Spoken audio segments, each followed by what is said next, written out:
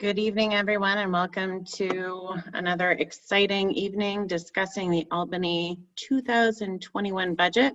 This evening, we look forward to hearing from the Albany Fire Department first, and then the Albany Police Department on their budgets and their bonding ordinances.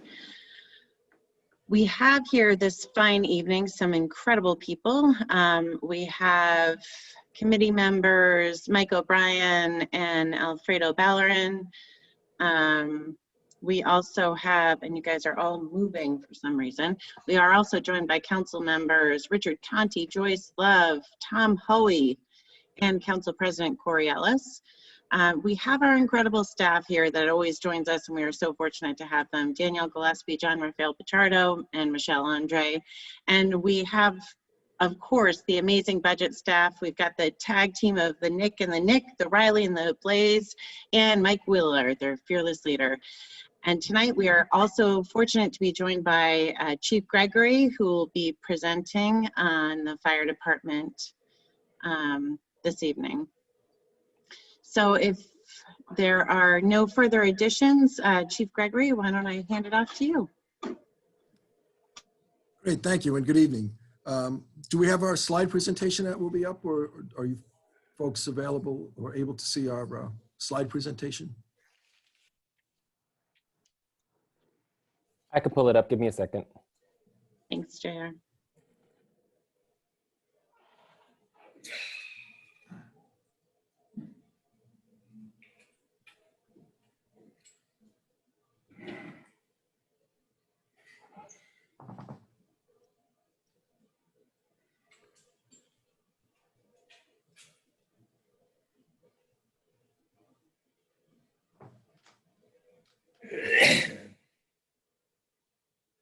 Great.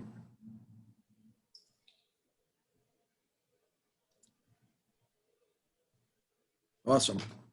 So for our Albany Fire Department, some of our 2020 initiatives that we have, or our accomplishments this year, the fire department was the leading agency in the fight against COVID-19. As we all know, we've been subject to this since March of this year, and it really hit us pretty hard. But the city fire department took the lead in the fight against this, and to help manage we were the leaders and the resources for not only the firefighters themselves, but also other city agencies, our partner agencies. We helped to establish guidelines, protocols for us and for, as we said, all the other city agencies to keep our city workers safe, our firefighters safe, and our citizens safe. We initiated purchasing for PPE, as well as coordinating the distribution of the personal protective equipment. And we've kept our operational procedures updated by attending many meetings. We were the representatives at the Emergency Operations Center with the county and with the state throughout this event. So that's part of our, that was a major portion of our year, in addition to responding to all types of emergencies within the city limits. The expanded role that we talk about here for AFD, the second bullet point, was for the first time, we initiated some interactive training with our 911 dispatchers, our new dispatchers, and we got a resounding positive reviews from them. It helped them to understand the operation of the Albany Fire Department, so we felt that that was a huge effort.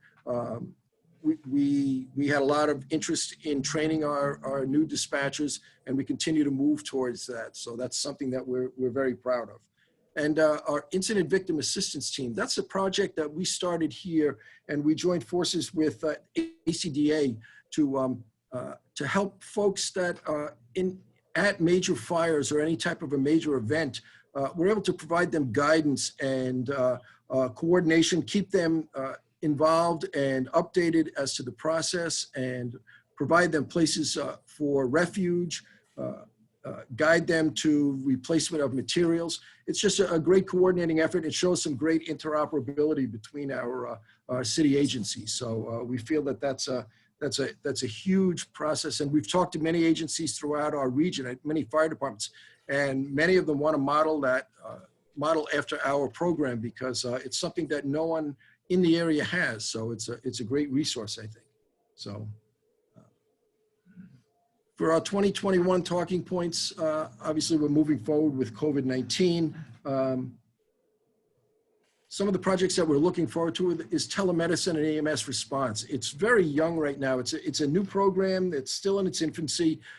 We're trying to get in on the ground floor for the operations of telemedicine with for non-transporting agencies. So that is something new, and we hope that that is not only going to help our system, but also to help fund our program a little bit more. We're continually exploring grant opportunities, and as far as workplace safety, that's something that's at the forefront as we progress through. We're constantly having training sessions for our firefighters for safety procedures, and we're also continually monitoring the COVID-19 situation. So we're obviously updating all of our operational plans and sharing that with the other agencies within our city.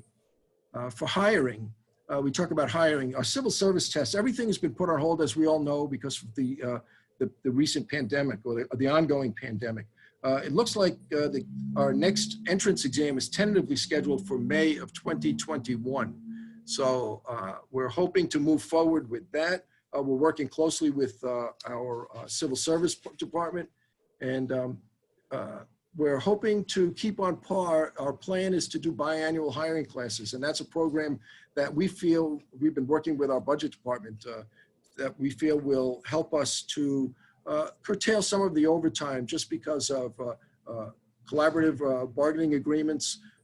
We're able to have members that we're able to move around and fill some voids that are there that may incur some overtime. So that's the info behind that bullet point.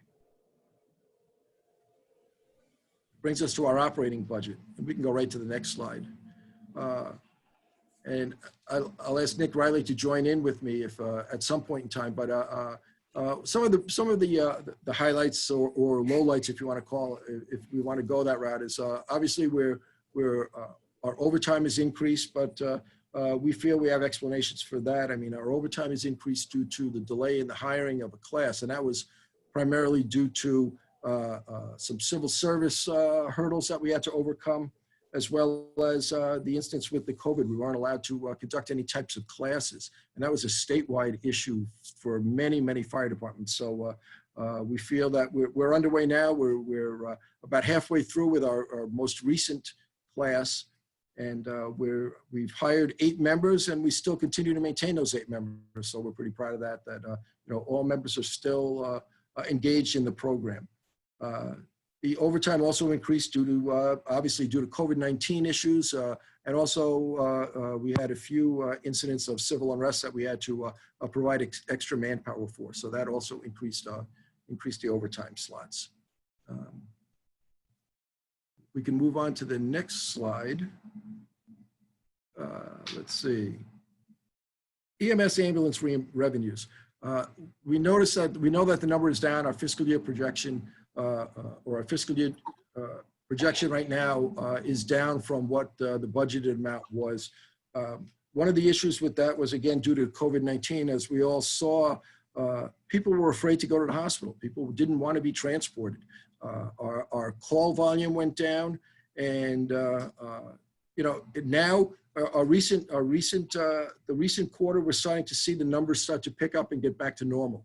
But we did have that period of probably 4 to 6 months where our call volume had dropped at a fairly decent rate. So that was something that might have caused that revenue slack there. You can move on, I think, to the next slide. So the expense budget overview. So salary, stipends, OT, it's a 2%. There is an increase because of the 2% negotiated raise. So that's part of the collective bargaining agreement. So we honor that. That's an agreement between the city and our firefighters union. So that's something that we have to honor. And then increased cost of equipment and services and tech implementation and contractual expenses. What we're trying to, we know that tariffs have increased, tariffs have expanded. We have increased costs of materials. one example that we found was that the tariffs on metals from Canada has increased. So that's something that's unfortunately is a cost factor that's passed down to us. Also, we're moving into an area, and we've been wanting to do this, and we've kind of kicked it into high gear, is our e-learning process. We know that we need to purchase equipment for our e-learning capabilities, because our department, we cannot gather groups of firefighters together to do training as we have in the past. We can still do quality training and hands-on experience outside, but when we do classroom experience, it's limited. So we're exploring and working towards the e-learning concept. So that's one of our moves. So let's see. So our capital plan, if we can move on, we'll slide down 2 slides. So some of the projects that we're working on, we have a pumper coming, a fire engine, an engine company coming, which is due the first quarter of 2021. We also have something that's new to Albany. It's a technically called a teleboom water tower. It's a 51-foot water tower that we have ordered. We feel that this is going to help increase our capabilities in attacking fires. It gives us just a new component, a new tool in the toolbox. And it's money that we had in our bonded money that was left over from when we purchased the ladder company through the Elmont Fire Department. So we were able to get an extra piece of equipment, and we feel that this is going to be a great tool in our toolbox for our fire suppression activities. So, and then we also have two engine companies that we just received the bond information on, or our bid information back. And we're going through the bids now, and we soon to accept the bid on 2 additional engine companies that were bonded for this year, that will be hopefully delivered in the late fourth quarter of 2021. So we are updating our fleet. Our fleet has been old, is getting old. We're a very, very busy urban fire department, so we need to constantly monitor our fleet.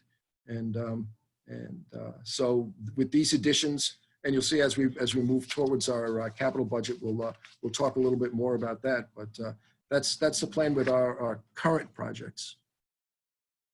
If we move to the 3-year fleet plan, for 2020 is year 1. That's the pumper apparatus that we talked about. So we're getting 2 pumpers there, which includes that aerial device is really basically a pumper that has a 51-foot climbable ladder on it, but really will operate as an engine company. So year 2 is 2021. We're bonding for an aerial ladder apparatus.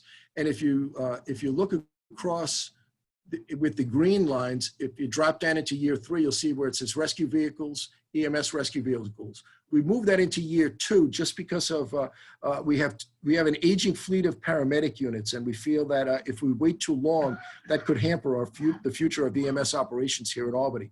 So the plan was to move the rescue companies up to year 2, and then year 3 basically we'll take a pass on. We'll take a buy, and will not be bonding in that particular year. So that's our current plan right now. If we move to the next slide, this kind of spells it out. So Ladder 1 is our oldest ladder company right now. It's a 2006 Pierce. It's 15 years old. It's something that we've spoken about many times in years past, and with the accelerating engine hours on it, it's something that we really need to look at as the apparatus ages. So 15 years is basically really at its max for a frontline fire apparatus as per the NFPA recommendations. The 3 rescue units below, Rescue 1 from Western and Washington, Rescue 9 on Delaware Avenue, and Rescue 2 in Arbor Hill. All of those 3 vehicles, our plan is to replace those vehicles. Actually, Rescue 1 and Rescue 9, we can repurpose the back of those vehicles and place them onto a new chassis. So the cost would be just for an updated chassis for that vehicle and then rewiring it. Rescue 2, we would take that rig out of service and make that one of our reserve apparatus, since it's only 7 years old. And that we would replace with a new complete vehicle. So we're going to have to take a look at the chassis on Rescue 1 and Rescue 9 to see if they can be repurposed as reserve apparatus or reserve vehicles or some type of a vehicle. But we're not sure if based on the evaluation of our fleet maintenance people, we're going to decide whether we can keep those as pool vehicles or we'd have to scrap them and take the money back into the city budget. So, and then the last slide, if we look at our 5-year capital plan, kind of goes back to it just builds on that 3-year fleet plan.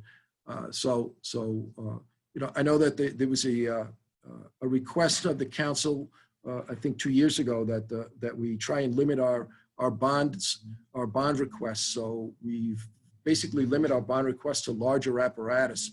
And as you all know from years gone by, that the larger apparatus, our fire apparatus, are very expensive and costs keep rising.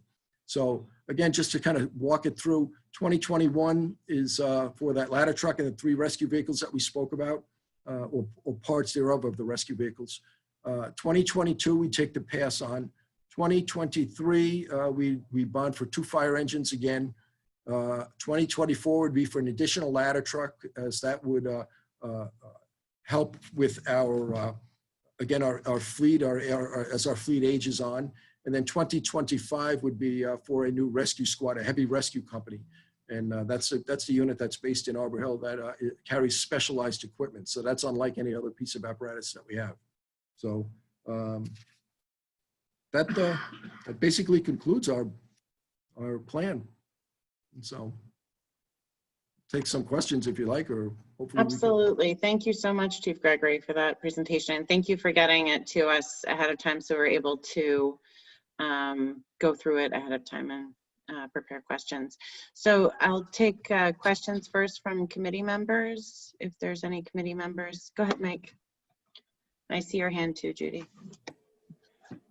So how many authorized positions are you down with vacancies? Right now, we are down 12 positions. We have 8. We're down 20 positions in the field. We have 8 probationary firefighters that are in class that are scheduled to graduate, I believe, the first week of December. Okay. And you do classes twice a year? We have not. We want that. That's our plan. That is our plan. And we feel that if we can do them in right around February and then start them around like August, September area, that would work out. Okay. That would count it out. And roughly how many people do you normally take into a class, and how's your graduation rate for those classes? Well, we normally, the number of people that we take depends on the number of positions that we're down. We've had classes as small as 6, and we've had classes as large as 20. It's easier to manage the smaller classes, and so that's why at this point in our discussions with budget and with the mayor's office, we opted to go for the number for 8 people in this particular class. And then knowing that, and we're hoping to keep on track, and that's our goal. Our fight from the fire service. Our goal is to push, and we've worked with civil service. We're working with them right now to go through the process, and they've screened. They're screening folks as we speak. We're planning a CPAT exam for our next class in December. So if you don't have a vacancy yet, but you anticipate it to a retirement, can you hire a person to replace somebody who hasn't quite retired yet, or do you actually have to wait until they've left, and then you have the delay of all that training time? That's a great question. We obviously would love to hire in anticipation of position openings. What we've been doing most recently, though, is waiting for positions to open up. So, is it legal for you to hire in anticipation of a retirement? Because otherwise, I guess you're always going to be lagging behind the authorized trains, right? Correct, correct. We realize that, I think that's a question that would need to go to budget. You know, I know that we are budgeted for a specific amount of people, so going over and above that amount, I don't know if that's something Yeah, that's. Mike, my understanding of it is that, you know, we're budgeted to, including the fire chiefs, 260 firefighters. So by hiring additional ones in anticipation for retirement would put us over that amount, and we don't budget for that necessarily. But that was part of our discussions with the chief and the mayor's office on doing classes twice a year. Typically what had happened was the fire department would prepare probably late fall, early winter for the upcoming class. And a lot of firefighters retire at the start of the year. And there's no real way to, you know, adjust to that midway through a hiring class when you have to do all of the psychological evaluations, get everybody prepared for training. So one thing that we like about doing 2 classes a year is if there is, for some reason, a lot of retirements, we can adjust to that. We can be flexible. It doesn't have to be a class of 8. It just allows us 2 classes to be able to adjust to periods of high vacancies, and it'll turn out a class to help us cover overtime. Because this year was an example of if we weren't able to get a class out in time, the main reason why overtime spiked in the summer. And one last question. Do you have many vacancies or virtual vacancies because of injuries? And can you hire for those, or does that totally occupy that spot? If you have a firefighter who's going to be disabled for a year, or maybe If they're out on a job-related disability or a personal disability, that still holds a budgeted spot. So that precludes us from filling that position. And to your other question, Councilman, our graduation rate, we're proud to say that we have 100% graduation rate. And we've had that for several years, so we're very proud of that. Our guys do a great job. Our members do a great job in instructing and preparing our firefighters for the streets. So, Thank you. thank you. Thank you. I just want to, we were joined by quite a few council members during your presentation, Chief Gregory. So I'm just going to say all the different council members who are here for the record. We have committee members, Mike O'Brien, Alfredo Baller, and Judy Deshay, and Jamel Robinson. We're also joined by council members Joyce Love, Council President Corey Ellis, Richard Conti, Tom Hoey, Kathy Fahey, Jack Flynn, Joe Igo, Usu Anane, Kelly Kimbrough. Other committee members who have any questions? I think Judy, you had, yes, go ahead.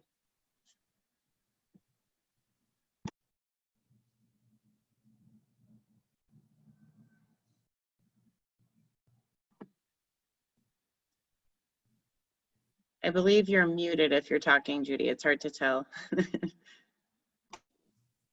Sorry about that. For your operating budget, so I have a lot of questions on the capital side. I'm a little confused by your presentation and what's in the budget book. But on the operating side, all of the raises that are reflected in there are union raises for any salary increases. Correct. All right. And you mentioned overtime associated with it sounded like one or more civil arrests. Could you explain that? Civil unrest when there was some what they term mostly peaceful protesting in the city. We had to increase our staffing for the safety of our firefighters and for the safety of the citizens of Albany. So. Oh, civil unrest. Civil unrest. All right, New York coming through. I thought you were doing a civil arrest. No, it's my New York accent coming through. Sorry.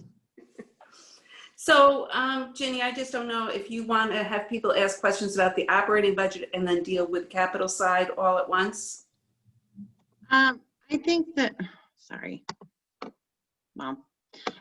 So Why don't I check in and see if there's any council members who are not on the committee that have questions about the regular budget, and if so, they can ask them, and then I can come back to you for the bonding. Thank you All for right, checking great. in on that. Go ahead, Richard, and then Tom, I see your hand as well, and I see you, Joe, too. Are you stretching, Joe, or? And Kathy. Go ahead, Richard. The slideshow is stretching. I just had a couple of questions. Just one on clarification, Chief. Going back to the slide on the 3-year fleet plan, Yes, sir. did you indicate that the year 3 rescue vehicle was moving into year 2? Yes. So that slide should be adjusted that way. So I should move that. We should move that up to year 2. It's that middle bullet point of year 3 should be moved up to year 2. Right. Okay. I just wanted to clarify. So that should be in year 2. It's not year 3. Correct. Can you discuss a little bit of what the impact, or what, if there has been an impact of COVID on your staffing levels, and anything related to anything in terms of need to quarantine or anything along those lines? We have been impacted throughout this situation. I believe we've had eight or so members that have tested positive. We also had many members that were quarantined for a period for safety reasons as per the county regulations. We have to follow county guidelines. The county Department Board of Health, the County Department of Health is the primary agency during a pandemic situation. So we have to follow and abide by their guidelines. And if they call and put somebody out of work for that 14-day quarantine period, we have to abide by that. Okay. So it's not really had a significant impact. It has had an impact, but not anything that's impacted your ability to provide. No, sir. Operationally, we've been able to. We continue to do our job. We've had to backfill some of the positions with overtime slots, but from an operations standpoint, our members stepped up to the plate, and we haven't missed a beat. So. Okay. I just want to touch another issue. On the law enforcement, police department side, police departments generally across the country have been having problems with recruitment, et cetera. Mm-hmm. Have you had any problems on the fire department side as far as ability to recruit for openings and positions and tests, et cetera? Not really. I mean, the last exam, our recruitment was fantastic. We made a big push, and we were able to get we actually probably doubled, I believe, the previous exam, but that was 3.5 years ago. And again, we're going to make a big push again for our upcoming class. So we've been in contact with some groups, and we're also. We do have people calling and expressing interest in our job. So we direct them to our website, which is joinafd.org, and that gives you a lot of information on how to prepare for the exam, and get not only from the physical aspect of it for the physical agility portion, but also for the written exam portion. So. Okay. Can you discuss a little bit your efforts and in terms of diversity as far as recruitment? Well, it's kind of been tough over this past year just because of the COVID situation. We have our firehouses, as you know, are closed to the public, which is a safety factor. All of our facilities are. So it's basically word of mouth right now that we've been trying to get through. But we've been talking to we work in conjunction with folks like Pastor David to get word out, and folks around town. So it's anybody that comes in and looks for information, we're able to steer them in the direction of how to prepare for our exam. The biggest part of the exam is that initial portion, is to pass the exam and score high. If they score high with a number, that's a fantastic thing. And that was something that we tried to do, and we had planned to do again, but again, with the COVID situation, it kind of restricted us. We did a lot of test preparation classes for members of our community. And we held five or six how to prepare for a civil service test. And those sessions were very successful. They were packed. And many folks came back to us and said that they scored higher on the exam. So we can't take the test for them. We can get, we can show them the way and lead them here, but they need to throw a little bit of effort on their end too. So, and it seemed to work. So Great. Thank you. That's all I have. Thank you. Excellent. I know, so I have Tom, Kathy, Owusu. I know Judy also has an operational question. Any other, and Joyce as well, and Alfredo, since you're a committee member, I'm going to have you go next. And then Tom, I'll call on you. No, so I skipped everybody online. They're all angry too. I just had two quick questions and a comment. On an average time period, an average year, how many firefighters do we lose to retirement any given year, roughly? That could vary for anywhere. It varies anywhere from, it depends on when the hiring classes were, really. Many of our firefighters go to maximum time of, it could be anywhere from 20 years to 32 years as a max. We've been averaging anywhere between about 12, 15 firefighters per year. Okay. And I think Mike brought up a really good point. How many members are off the clock due to health issues or other, military commitments that are still on that we still have a slot held for them, but are not actually on the streets? You have Yeah, that number fluctuates. We just received, one of our members just submitted military orders that he's being deployed, so he's going into active military combat duty. So, so that's going to open up a spot for a good period of time. Injuries depend on that number varies too. Right now we have, I believe, one or two people on long-term sick leave, but that's coming to a close. And members, depending on job-related injuries or off-the-job injuries, they may be out of service for just a few days or up to a month or so. But again, it all varies on their the type of injury that they have. So we really don't have any. There's no pattern to it. But right now we have roughly about 2 or 3, you said? Well, no, we have probably 8 members off now. I'd have to get back to you on the actual number. So I don't have that number in front of me. Okay. No, that's just good to know how we are staffing. And my comment is just to piggyback on what Councilman Cathy said about the diversity. I want to continue to encourage for any initiatives that we can do to try to diversify our firefighting force. And if you need additional resources to reach out and do more of those type of classes in a virtual remote structure, let us know, because that's something that we've made a commitment to years ago, and I think it's something we need to continue to push even in difficult times.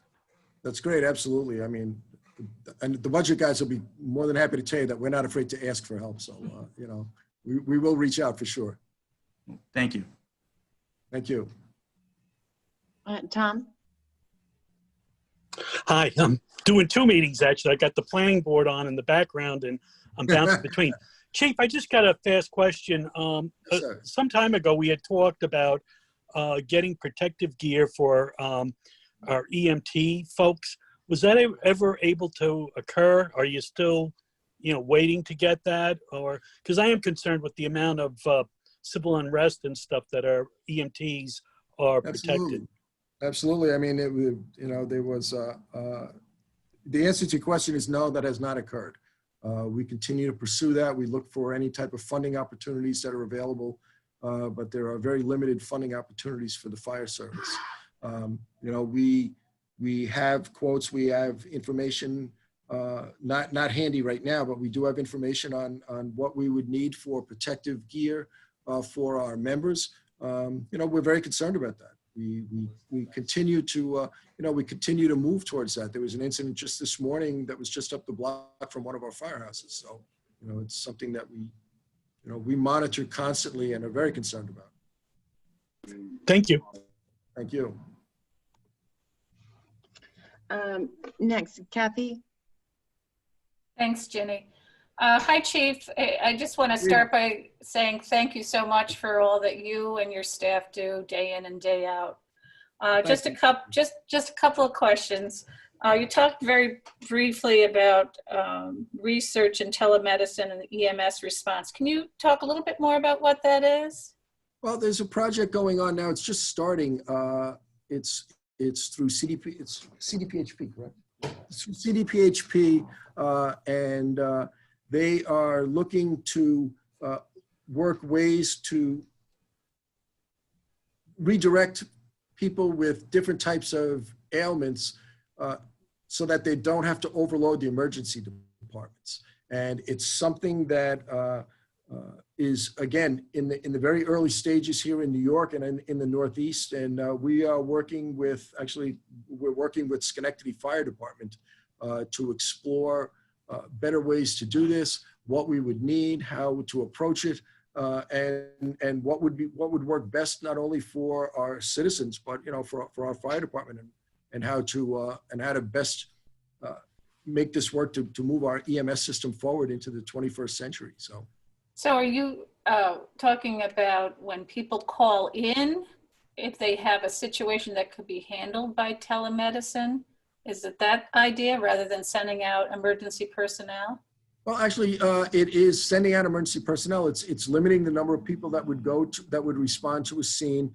They would go there with some type of a device, for example, an iPad or an Android device that would they'd be able to contact a medical provider, and then the medical provider would basically assess the patient at the scene and then recommend some type of a direction for that patient based upon the information that they provide to the medical provider, whether they could be seen at a primary care facility, or if they would go to some type of an ancillary facility, like a first stop or something like that. So this could potentially result in considerable savings as far as, how right now we have the whole, the fire engine and everyone goes out on every call, right? Well, we still would do that. We still would need to respond to the scene. So we'd still need to send our company to the scene. It's just a matter of a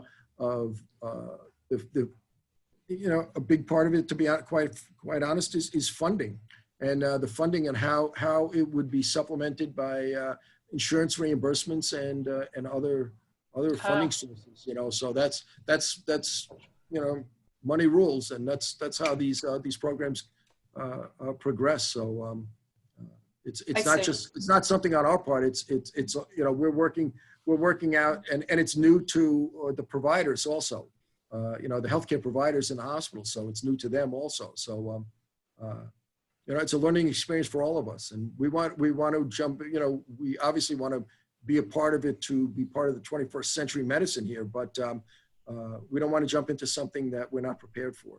I see. Now the current class that's in training and set to graduate in December, have they been able to do the training in person, or is it done remotely, or how have you been handling that? Now, the classes are conducted on site at the Colony Municipal Training Center. We don't have a fire training center here in the city of Albany, so we have to rent out of Colony, and the classes are done up there, and that's another reason for the 8 people. We're able to space them and socially distance them appropriately for classroom learning and also for their field exercises. I see, that makes sense. And the last, I just want to, along with Council Member Conti and Valorant, talking about the diversity in the fire department. In the past, we've had programs with the public schools, haven't we? I know it's very difficult to do anything like that now. There was an Explorer program set up years ago that was set in place. I don't know, it's a great idea, and it can work. It's just something that's a lot of work to put together, and a lot of resources that we need to provide that activity. I know Chief Hawkins tuned in. He and I have spoken also about different methods that we could collaborate on ideas. Again, the fire department is, we work well with other agencies. So, Mhm. you know, we're always looking for new ideas and not afraid to, you know, borrow an idea from someone else if we know it works. Sure. I just think of all these high school kids in Albany who unfortunately are not in the classroom, you know, they're studying remotely. Correct. And I would think some of them would be really interested in learning more about firefighting remotely, Yeah, if absolutely. possible. It's something that, you know, we continue to explore, and, you know, as our websites develop and we're able to get folks to help us, you know, bring our websites up to date, then, you know, I think that'll help make a difference. And that's part of the IT funding that you're looking for too? That's correct. Okay, thank you, Chief. Thank you. I just want to note, Councilmember Sonia Frederick also joined us. Owusu, go ahead. Hey, what's up, Chief? How's it going? I'm doing all right. How are you? Everything is going well. Always good to see you. Likewise. Yes. And I think, well, I have 3 questions and then a few statements. But the first one more so, I think Richard just touched on it. How has COVID-19 impacted the number of emergencies the department has responded to? And what impact would it have for the 2021 for next year? Well, our call volume has gone down because, again, it appears, and from what we've gathered through intelligence and information from our emergency operations folks, calls for help have gone down because people were afraid to go to the hospital. Since the, you know, now people, it appears, are becoming a little more complacent with it, and our call volume is starting to rise again. So I'll get back to the normal numbers. But yeah, we, you know, we faced a decrease in call volume, you know, during the initial stages of COVID, and it's really only the really sick people were calling and being transported. And it was something that, you know, we worked with our firefighters and trained our firefighters and done a lot of research. Our command staff was, we were in operation 7 days a week during the first few months. You know, there was no working from home for us. You know, this turned into our home right here at Broad Street. And, you know, we were, you know, trying to get the latest information that changed every day, as far as, and information is still changing, you know, so every day's an adventure when we come in. We get new information from our medical director, our emergency operations people through the county and the state, so. Yeah, thank you. I know that state law say that, you know, first responders don't have to live in the municipalities or even the city. However, is there anything that you think we should do as common council members to encourage some of your members to live in the city of Albany? And I say this because, you know, many and most of Albany residents look at the fire department as, you know, the heroes in our neighborhoods. And we would love to have our heroes next door to us. You know, people look up to the fire department. And so just to answer my question. That's a great question. I wish I had an answer for that one. If I had that answer, I think I'd be out on the lecture circuit, you know. So I don't know. You know, Councilmember Flynn is my council person. So he's always telling me what a great job we do. No, all kidding aside. But you know, we do try, and I don't have an answer for you on that one. I wish I did. You know, we'll bounce it around here in our spare time, but I don't have an answer for you on that one. Gotcha. And you know, actually this year there was a fire next to my house, and I just want to commend you know, the members of the fire department, the fantastic job that they have done, and I've witnessed with my eyes. There was a fire on Myrtle Avenue. Their responsiveness, their compassion. I actually saw one of the firefighters willing to take a close to help out with the individuals who experienced a fire at their house. So I just want to commend the members of your department. And I just want to ask you, are you aware of the phenomenal job that they're doing? Oh, absolutely. Absolutely. We see it every day. We talk about it every day. We commend them all the time. That was a great stop on, we were aware of that fire. I spoke to the owner of the house, the owner of that residence, and you know, she expressed her thankfulness to us also, and we appreciate that. But no, our members do a fantastic job. They do it every day. They're there on the front lines, and you know, we're very proud of our fire department. Thank you so much. Joyce? Thank you, Chief. Thank you.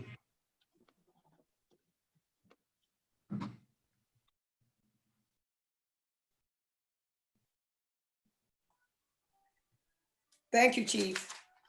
A lot of new toys I see you guys are getting next year, a lot of new toys, but good for We need you. them. We need them. Yeah, yes. I want to go back to the question that Richard posed to you earlier about the COVID-19 within the department. And you said there were 8 that, I think a number of 8 that was tested positive. How are you guys tracking this? Are people going for a test, or when they come up and they're sick and they decide to go to the hospital, how are you guys tracking this? Well, we monitor our members. Our members are they self-monitor in the firehouses twice a day. There's a series of questions based upon the CDC guidelines. They do temperature checks and as before they're allowed to enter the firehouse. And now a lot of our members realize, and our members obviously are smart enough to know that if they don't feel good and they feel that they're well aware of what the symptoms are, they will call in and tell us that they are going for a COVID test. So does that answer your question? I mean, we Yeah, do that definitely monitor answers my question. It's very similar to all of the screening procedures that have done throughout the city for all the city departments. We basically established that. So. Oh, that's good. I just got one more question. How many people in this class had disclosed they're a person of color? Do you know? In the current class that we have, there are none. Okay. We need to talk about that, but we'll do that at a later time. Great. Absolutely. Thank you. Joe, did you have a question? Yes. Go ahead. Chief, speaking about the 8 officers that are off duty because of injury, sickness, or whatever, are any of those people able to be on light duty, and are they? Some are, yes. Light duty? Okay. Yes, we have a very aggressive medical process that they go through. Anyone that's injured, if they're injured on duty or off duty after a certain period of time, they have to see our department physician that we contract with Access Health. So they go up there, and the determination is made based on the NFPA standards to see if how capable they are of performing any types of duties. And there's a form that's filled out and submitted back to us. So we definitely utilize our members if we can. They'll be down here helping us out here at headquarters. Okay. The other question I always ask every year, and I know it won't be fulfilled this year, is another set of turnout gear. I think it's really needed. But my question this year is, are all new firemen issued a brand new set of turnout gear, or is it always turn me down from someone that just retired? Or? No, they are issued brand new. They're measured. It's custom tailored to them. Beautiful. New gear, absolutely. And please keep asking about that second set of gear, and hopefully the other ears are listening. The next administration in Washington, but Chief, I just want to thank you and your department. I've been doing this for 20 some years, doing a great job. This is the best I've seen with the times you're in, and I like the cooperation, I think, between your union, your staff, your officers, whatever. I think it's some of the best I've seen in all these years. So thanks again, and keep it up. We actually do have a very good relationship. Absolutely. Thank you. I see Sonia has a question, and I'm going to circle back to Judy. Hi, Chief. How are you today? I'm doing well, thank you. I came a little late to the party, so I missed the presentation. But one question I do have is in regards to future plans for smaller trucks. And I say that because I know when you get called to calls that might need fire present, sometimes I see the big trucks come out to those calls, and I'm sure it requires a lot of manpower, a lot of energy, etc., and cost. So do you have long-term plans to invest in some smaller sized equipment? Well, we'd like to, we would love to sit down and talk to you about our plan. We have a very structured response plan. It utilizes all members of the department and all pieces of apparatus because of placement throughout the city. It's just a well-calculated system that we have set up. Apparatus are deployed, they're prioritized through communications through dispatch, and they use a standardized, a national standard program that deploys our apparatus. So you may see it, you know, we find that right now our best policy right now is to send what's needed, and it's sending the people that are trained basically to the calls, not specifically the apparatus. The smaller apparatus, I think that you're referring to, are the paramedic units, those standalone paramedic units, and they too are firefighters that are on those apparatus. So you know, they perform multitude of functions also. So very valuable functions. Right, that's exactly it. The paramedic smaller units is what I'm questioning, but happy to talk to you further at some point. Absolutely, you're always welcome. Judy, if you want to ask bonding questions. Yeah, actually, I had another question that I was a little confused about. In the presentation, you say that there's 34.5 additional contractual expenses, but I'm looking on page 45 of the budget book and I don't see it. I don't see that increase. I think, Judy, that could just be a written error on my part in their presentation, because that's probably coming out of their equipment and capital outlay line, their other equipment in the budget book. So I believe that was added to other equipment because that's where the increased costs were projected to be. Okay. The total difference between the adopted 2020 budget and the adopted 2021 budget does add up to 896,466. So I didn't run all the numbers, but you arrive at that number on that slide by having that contractual expense in there. So perhaps you can take a look at that and send us a corrected slide at some point. I also was noticing that there's, I don't know if you said anything about this, $700,000 in accumulated sick leave as an expense in the 2021 budget when there was nothing for accumulated sick leave in the 2020 budget. Could you tell me why that is? Yeah, what we wanted to do last year was have a buyout line that would have showed like the entire cost of a buyout for a firefighter. We thought that was a little bit more transparent than what we had done in the past, where we had a line for accumulated sick, but also some of the firefighters' buyout pay includes vacation time, which would be taken out of salaries. So we had taken that, we had reduced that from salaries last year, and we created this buyout line to show what the true cost of the buyouts that we pay to retired firefighters are. But after talking with payroll, the amount that they would have to change in terms of how they coded people's payments would create way too much internal problems for that. So we're reverting back to using accumulated sick. But we can show what those costs are need be. It was just something that budget tried to do last year to be more transparent, and turns out the internal operations couldn't support that. Okay, thank you for that. I do have questions on the bonds. I'd like to go to your report to us for past bonds, and it looks to me like your listing here only includes 2018 and 2019 bonds. Am I correct about that? There is, I believe, 2000. Yeah, so because it was an 18 authorization that was borrowed for in 2019. So for a fire, there's an 18, a 19, and a 20. All the other ones in the department have been closed out and paid for entirely.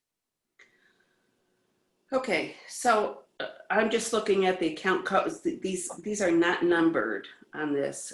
So I look at the account code, and I thought that the account code tells me that the third item there, fire apparatus, is actually for 2019. Am I right? It's on the last four numbers on that account code. It's the second one over from the left. So if it's 8816, that's a 2018. Okay. Okay. So you have authorizations remaining of $1.11 million? Correct. Okay. And in addition to that, you are asking us to authorize 1.3, is it 1.35 this year? Correct. I will say that there's $300,000 for the 8816 that the department will not need to use. So that's money that they will not be asking for. For the 2020 project, which was GH 34109001, we had talked with Chief Gregory and with the Treasurer's Office, and typically how apparatus manufacturers submit their bids is they offer a down payment up front and then the remainder at the time of delivery. So we only borrowed for what the anticipated down payment, which is about 40% of the cost. And the chiefs can talk to you more about it if you'd like, about because they just got back the bid specs from vendors, but the remaining $810,000 would be needed probably Q3 or Q4 of 2021, and that's why we haven't borrowed for it yet. And the reason that we do that is that we are provided, we're given a discount if we pay in segments. So if we use that down payment, that does provide us a cost savings in the long run to the city. And I'm also pleased that you're not borrowing the full amount and running up interest charges when we don't need it. We're trying, we're following your lead. Okay, so with regard, I think it's important to note that there is that $300,000 authorization outstanding, and it is for an aerial ladder truck is what we authorized it for. So you have an aerial ladder truck in your 3-year fleet plan in year 2, correct? Correct. So this year the department's requesting 1.1 million for the aerial ladder truck.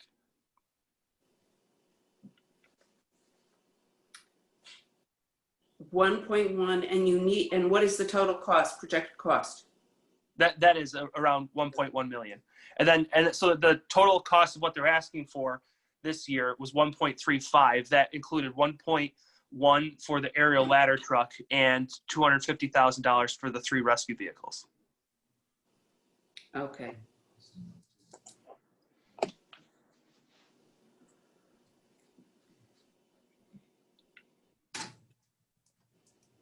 Okay, it's becoming clearer to me. And so this is, year 2 is actually 2021.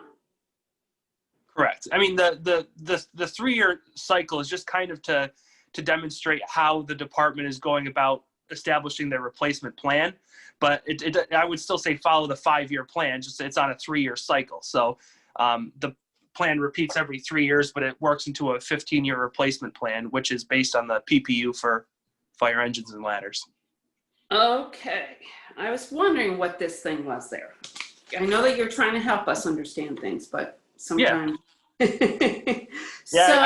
The reality is you don't need another 1.1 million in authorization for an aerial ladder truck. You only need 800,000. I mean, I see your point. I'm not 100% sure on what the right way to approach it was. I just was thinking that we would just get rid of that 300,000. But if you'd rather have us keep that and just add 800,000, however we get to 1.1, I'm fine with. Yeah, so if you guys could talk about that, because generally if you have like a $300,000 authorization that you're not using, it would be wise for us to then do an amendment to that bonding authorization to reduce it to the amount that you actually spent. But the other way of doing it, because of the way we've been working things is to just apply it to a future purchase that meets the specifications, meets that title. So if you guys could just figure that out. I'm a little uncomfortable just having a $300,000 additional authorization sitting out there indefinitely while we're accumulating a lot of debt. So you guys, you know, this is our checks and balances. The goal is to keep you in check on what you are borrowing, and so we can assume you're not going to use that 300,000. But the way we make sure you don't use that 300,000, in addition to the 1.1, is one of those two ways: either reduce your current request, or pull back that authorization. Okay, I'm fine with either. Yeah. So open projects refers to bonding that we have authorized, but I wasn't clear what year we authorized these fire engines, the Teleboom and the two other engines. Right? Am I right about that? Open projects are what we already authorized. Correct. So the two engines were authorized for 2020, and the Teleboom is a ladder truck that was authorized under the 2018. It was 8816.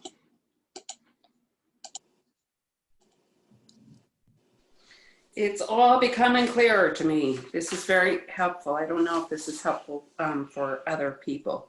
So now I've got things lined up. And so then on the next slide, the 2021 capital projects, it's the 3 rescue trucks that are $250K, and the ladder, the truck one is 200. It is the 1.1 for that. Right. Okay. I think I follow you now. I think that's my questions. Great. If there are no further questions, we can say a big thank you to Chief Gregory, and have a great night, and we can move on to the police department. Thanks, Madam Chairperson. Though, if I may, before we conclude, I'd like to just request a few minutes to address the council members. Oh, absolutely, Chief. Yes. So 2020 has been an extremely challenging year for everyone. I would like to personally acknowledge the efforts made by all of the members of our Albany Fire Department, both sworn and non-sworn. Their dedication and efforts have gone above and beyond the call of duty during the past 220 days of this unprecedented pandemic. Not only have our firefighters worked tirelessly through strenuous situations, but our command staff reported for duty every single day to ensure the safety of our department members, city staff, and the citizens of our city. Also during this time, our mechanics in the repair shop have continued to keep our growing fleet of apparatus in top condition so that our firefighters have the safest and highest quality equipment at their disposal. In addition to that, our civilian staff, our small civilian staff, continued to work, even when required to do so from home, to help this department run smoothly and seamlessly. None of what the Albany Fire Department does on a daily basis happens without any of these key players. They're all integral pieces to our team, and I'd like everyone here this evening to know how proud I truly am to be the leader of this outstanding team that we proudly call Albany's bravest. We are your Albany Fire Department. So thank you, folks. I appreciate your time tonight, and stay safe out there. And Chief, thank you so much for all you do for Albany, and please express our sincere gratitude to the fire department members. Every single one of you has been just incredible, especially through this crisis. But I think anytime the fire department is involved with something, we're once again more grateful for all of you. So thank you. Thank you. We appreciate your support. Thank you. Thanks. Have a great night. You too. So Ginny, before you start, yes. You can't see me for some reason. There's a problem with the video. Maybe it's just been corrected. All right. I was getting a message that my video had been turned off by the host, and a number of others were, and I wasn't quite sure what was going on. Richard, we missed your books. Yeah, and when your video is off, you don't show up on the Facebook stream as being part of the meeting. Just so you Oh, know that's a that. big deal. Thank you for Yeah. sharing that, because that's Okay. an important I thing for seem to be people to back. realize. Thanks. Yeah. So Chief Hawkins, would you like to start your presentation? And if you wouldn't mind introducing the people that you have here. We have just enough people who are kind of running into multiple screens, so it'd probably be easier for you to introduce everyone. Okay, yes, good evening to everyone. And so I have here with me Deputy Chief Donahue, Commander Gibson, Deputy Chief Hogan, Kevin McDonald, and Bridget Pardo with us during this presentation tonight. And so, you know, in interest of time, you know, I just want to go over a few things and then open it up for any questions that anybody on council may have for us. And I think, so did everyone on council get a copy of our prospectus with all of our information in there? And so just to summarize some of the things that are in there, you know, we're presenting a budget this year that allows us to fully staff the police department, both with sworn and non-sworn officers and with communications personnel. A budget that allows us to create a program that will allow us to increase the diversity of police officers in the department, and that's our adult cadet program that is more of an internship program. We're going to proposing to have a civilian communications manager that oversees our dispatch center, which would allow us to have a subject matter expert in our dispatch center and also open up some promotional opportunities for those who are there, with the goal being to increase our effectiveness and efficiency of dispatch operations.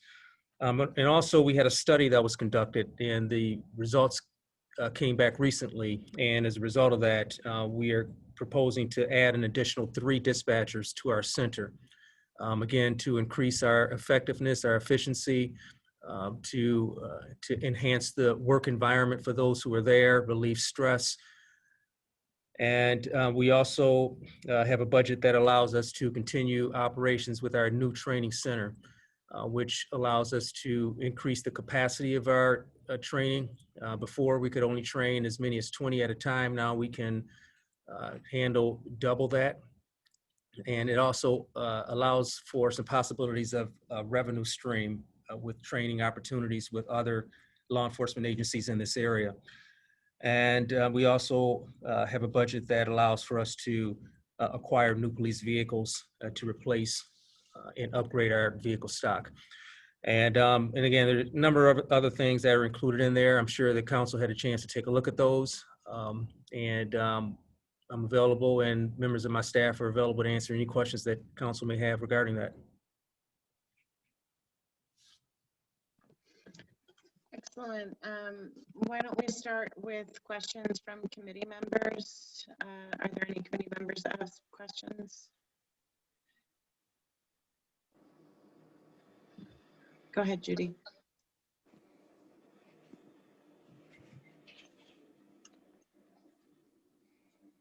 Thank you very much, Chief, for being here. I am wondering about when you say we're fully staffing, you're budgeting to fully staff the department, why we have 7 unfunded positions for which there is no allocation of funding. It is the police officer recruits. Yeah, it was my understanding, Judy, that those positions are all funded. Now, I know Nick is here. Bridget is advising me that those positions are all fully funded. Yep, Chief, that is correct. This is Nick Blaze here from the budget office. I can confirm that. What we did was change it to how we've had it before. We put those positions back in, and then we just offset that in their challenge line. So if we get to a place where we want to hire a big class, we don't want to have to do any mid-year amendment to refund those positions. This would enable the police department to move forward more seamlessly if we get to that point where we can hire a large class. I'm sorry, I'm not quite following because I see police officer recruits. There are 7 FTEs and you follow across and there's no salaries associated with that. Those are reflected in the police officer positions. Right above. Okay. Okay, so then why, but then it gets added into your total FTEs of 396 because you have the number 7 there. I think that really what you should be doing is zeroing out the police officer recruits, the 7 police officer recruits. I don't know what the total is of everything else without those 7.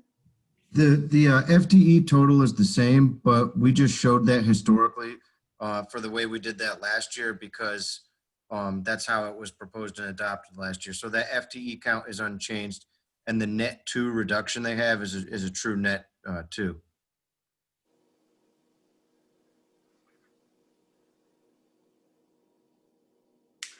Okay, I'm sorry.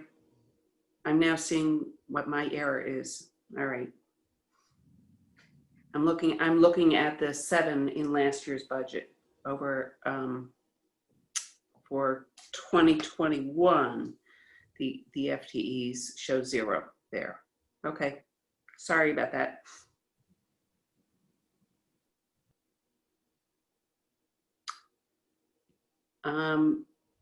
Your other equipment line had been increased in the amended budget to over $1 million, and now it's back to being $164,000. Could you tell me what that's about? Yeah, give me a second to take a look at that.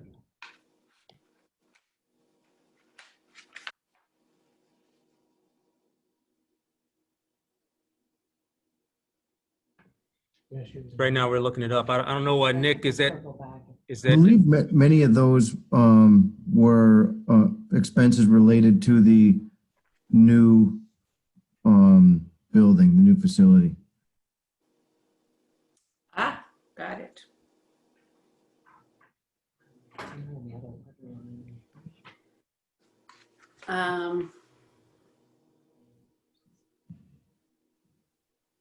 Let me pop in. And police details, I'm wondering if $750,000 is optimistic for revenue for that? Because of the COVID situation, you're not doing a lot of as many private pay police details, correct? Yes, hold on for just a second. Who's handling our details? Who wants to speak to this? Not there, we would have the offset of that. So if there are no events, there won't be higher expense, and then there won't be revenue. So it would offset. Why don't you just say that? Hi, Judy. It's Bridget Pardo. Hi, Bridget. So the expenses are potentially, they've been reduced obviously this year with the details. So those expenses would not be there, and then it would be offset by not getting that revenue in. So if we are not going to incur expenses, so the offset would be revenue. So if they tie to each other. So if the 750, we don't hit that number, then there wouldn't have been expenses, then our expenses would be lower as well. And where would that decrease in expenses appear? That 7198 line, the overtime reimbursable is $800,000. So there would. Sorry, could you help me with what page that's on? I apologize. I'm in our prospectus. Do you have that, or do you have the city budget? It's page 37, Judy. 37. 37. Oh, I see. Okay. So you have 800,000 in as a potential expense, $750,000 as potential revenue. Correct. All right. Okay. Thank you. Sure. Thank you.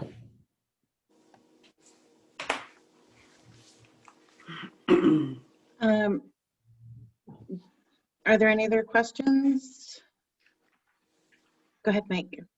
And then I see your hand too, Alfredo. So how many retirements did we have in 2020? And then how many new hires were there? Because I thought there was a significant vacancy rate. And then I know that the goal is 2 classes a year, correct? Yes. And you weren't able to, you had anticipated bringing in a class of 50, but it wound up being 30 instead. So Yes. So isn't there a big collection of vacancies that we weren't able to address because of COVID or whatever? Yeah. So far, we've had 15 retirements so far this year, and we have a recruit class of 21 recruits are currently in the police academy at this point. We have 43 current vacancies in the department. So, 43? Yeah, 43. Yeah, 43 current vacancies. And you're right, COVID impacted our training strategy. You know, our plan pre-COVID was to have a recruit class of at least 50. And we were on pace. We had a list that would allow us to do that. We had the funding to do it. And when COVID hit, it impacted the budget and it impacted the number of recruits that we could put in the academy. And so we ended up holding an academy class of 30 recruits. From that 30, we're down to 21. Okay. And they graduate in December? Yes. No, they graduate in January, and as soon as that class graduates, the plan is to start up a new recruit class in mid-January. In mid-January, of 30 or of 50? 22, of as many as we can get. Now, we may be constrained by the by social distancing, and so we may not be able to put as many in as we initially planned, just to space them out. But I think that it would be a successful class for us if we can get anywhere in January of 2021, anywhere between 20 and 30 recruits. And again, you're absolutely right. The plan is to run 2 academy classes per year. So we'd run one. Our plan is to run one in January of 2021 and another one sometime in the fall of 2021. So we're still getting assistance from the sheriff and state police, right? Yes. People. Yes. Yeah. The sheriff's department provides deputies every shift, and usually somewhere around 6 to 9 deputies. And state police they ride with us two recruits or two troopers, and it's just on certain days, right? Friday, Saturday. Yeah, Fridays and Saturdays on our afternoon shift. Okay. Okay, thank you. You're welcome. Alfredo is next. I had 2 quick questions. One, the challenge line. I've seen that has increased by significantly. Where are we at meeting that line currently, and do we see ourselves be able to actually meet that line next year? All right, I'm gonna turn this over to Bridget and Nick to answer that question. Hey, this is Nick. I can speak to that a little bit. We're coming in under this year, and despite the high vacancies, that's offset with the overtime increases and the combined cost of that personnel is actually, it's relatively flat, but slightly low. So that's coming in relatively good. We know we have large payout for the settlement at the end of the year. So we'll see how that does. But that increase in the challenge line from 2020 to 2021 is directly the offset for those 7 police officer positions that we just put back under the salaries line.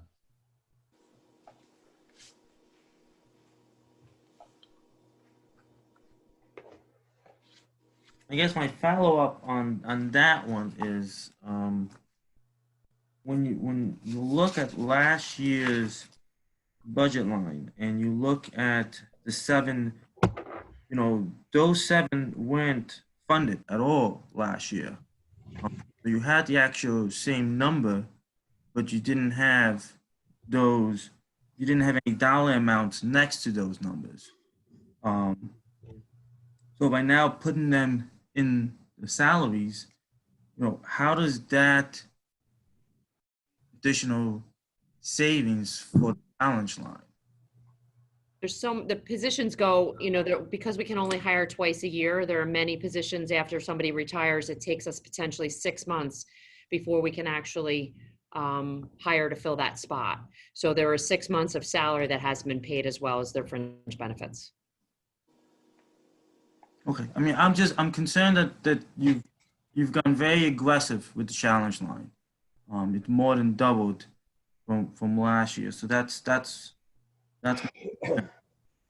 how to meet that number. There is just a shifting of that offset from one line to another. And I will say that the police department on average loses as many people over the course of one training period that it comes out to 7. So even if they started with a full class that would get them up to a full complement, on average, by the time that training is over, they would still lose 7 by the time officers are sworn in and have gone through field training and all that. So that's a number that we're comfortable with them always coming up with that average amount of savings. And the other 250,000 or so is a challenge, just to the department. We don't want to hinder their operations, so we don't want to cut things. It's kind of just deferring to them to come up with some creative approach to come in under cost in some area. Okay. My only other comment would be, I know we're down quite a bit, so I do hope we have at least a class of 30 in January to get us closer to,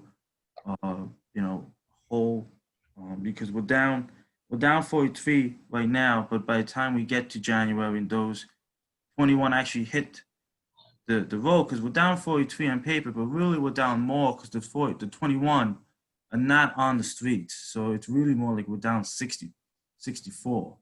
So, I encouraged for us to get at least another class of 30. I know with social distancing, we have to be cautious with that number, but it creates more issues when we don't have enough. My concern there is, if I could speak to it, is how long is this list? How many people are left on it?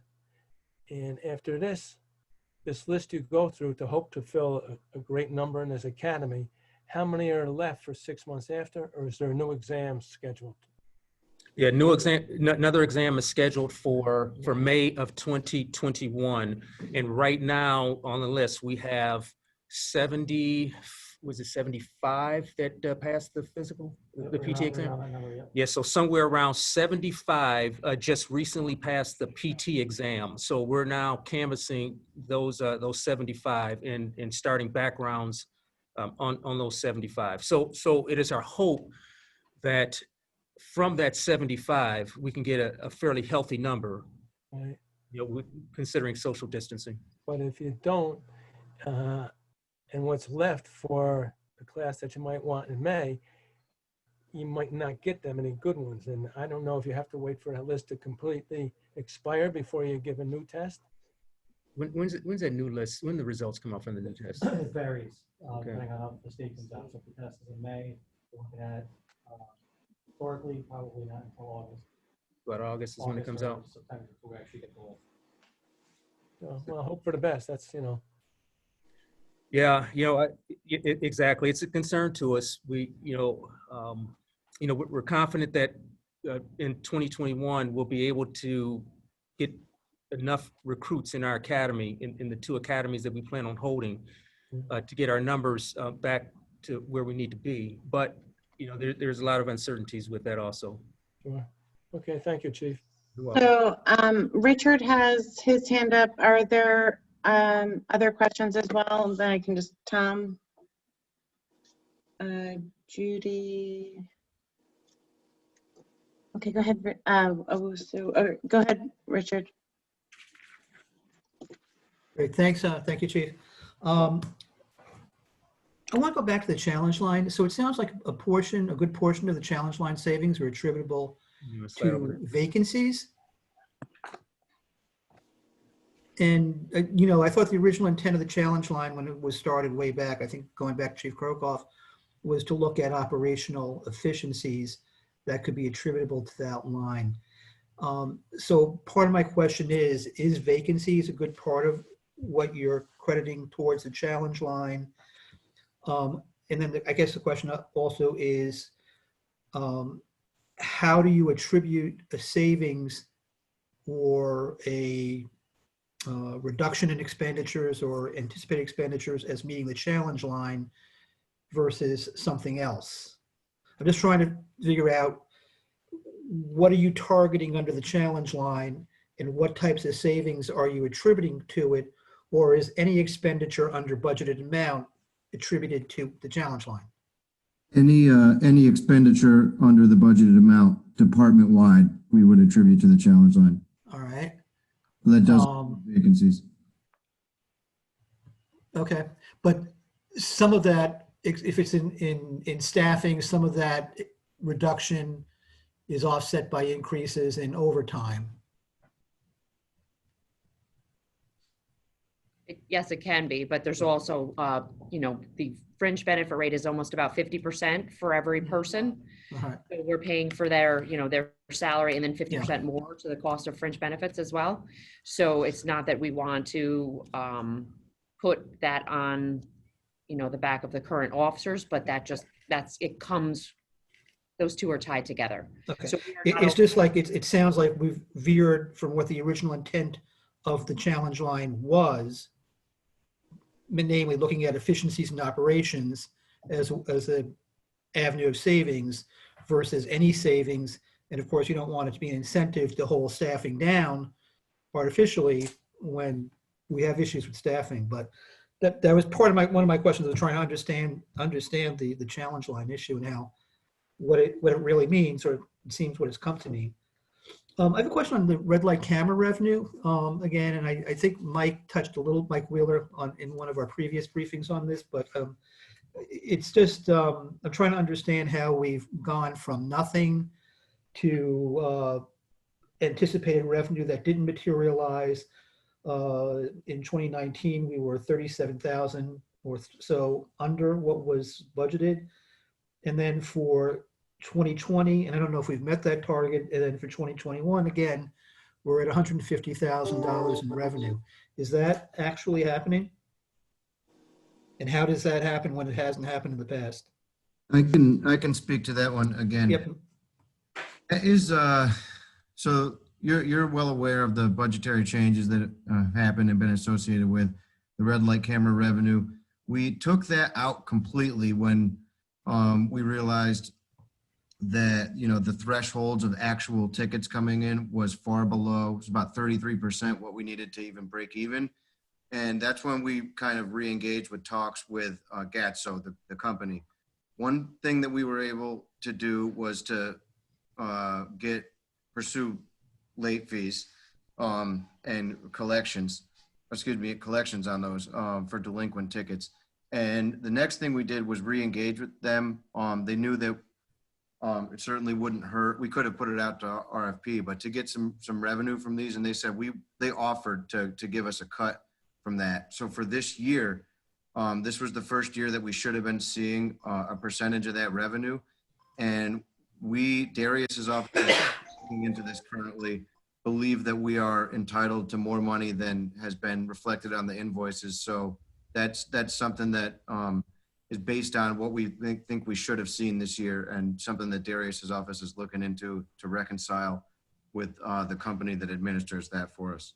Okay, and none of this relates to any changes in how you process red light camera violations and whether they are indeed a violation or not, or any changes, for example, in the yellow light timing or anything like that. All of that, it continues the way it has always been.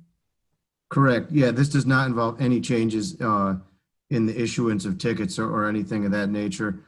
This is strictly just compensation change in the updated contract with the vendor, and that being reflected in our accounting records. Okay. And Chief, I want to talk a little bit about staffing, and we've talked about staffing. I know we're down. Can you talk a little bit about what impact, if any, COVID has had on your staffing availability, and any, I know that the law enforcement departments across the country are having problems with recruitment issues, how that's impacting you, how you're dealing with that?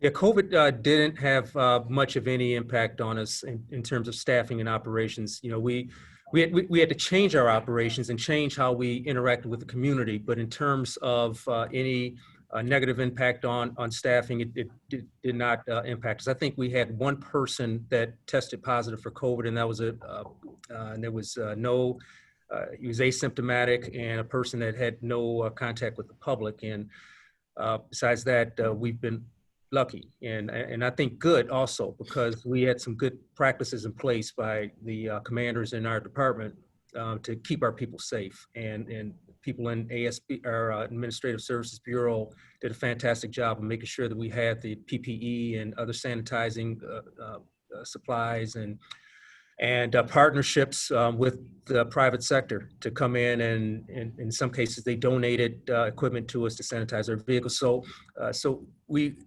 fared well with that. In terms of recruitment, you're right, Richard. It's the challenge in one of the challenges in law enforcement right now and across the country is just that there are not the numbers of young men and women applying to become police officers as it was years ago.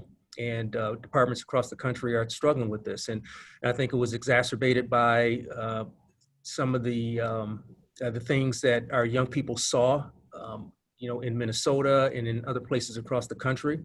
I think that impacted their perception of law enforcement, and so we're struggling with that. We have some things in place as we move forward to address that. Working with our schools. We have a new cadet internship program that we'll be implementing. We're doing a lot of things with our young people. But it's something that is a challenge across the country, and we're one of the departments that are dealing with it.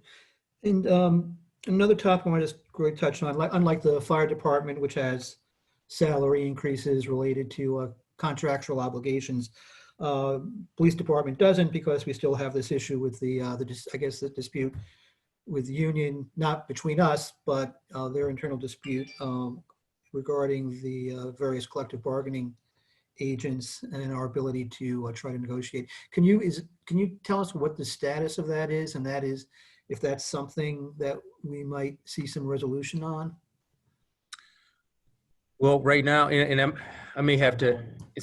We don't have an update on that, because you're right. It's something that the union is. It's an internal issue, and I don't know what the timeline is for resolution for that. But yes, I'm hopeful that it can get resolved soon, because salaries and increases in salary is something that's important to our men and women here. And until that issue gets resolved, then from what I understand, the city can't negotiate with the union for that.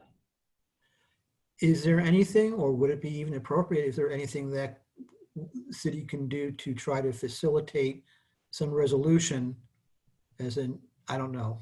I'm just trying to, it's a frustrating situation. And I don't know what role, if any, we could have in that.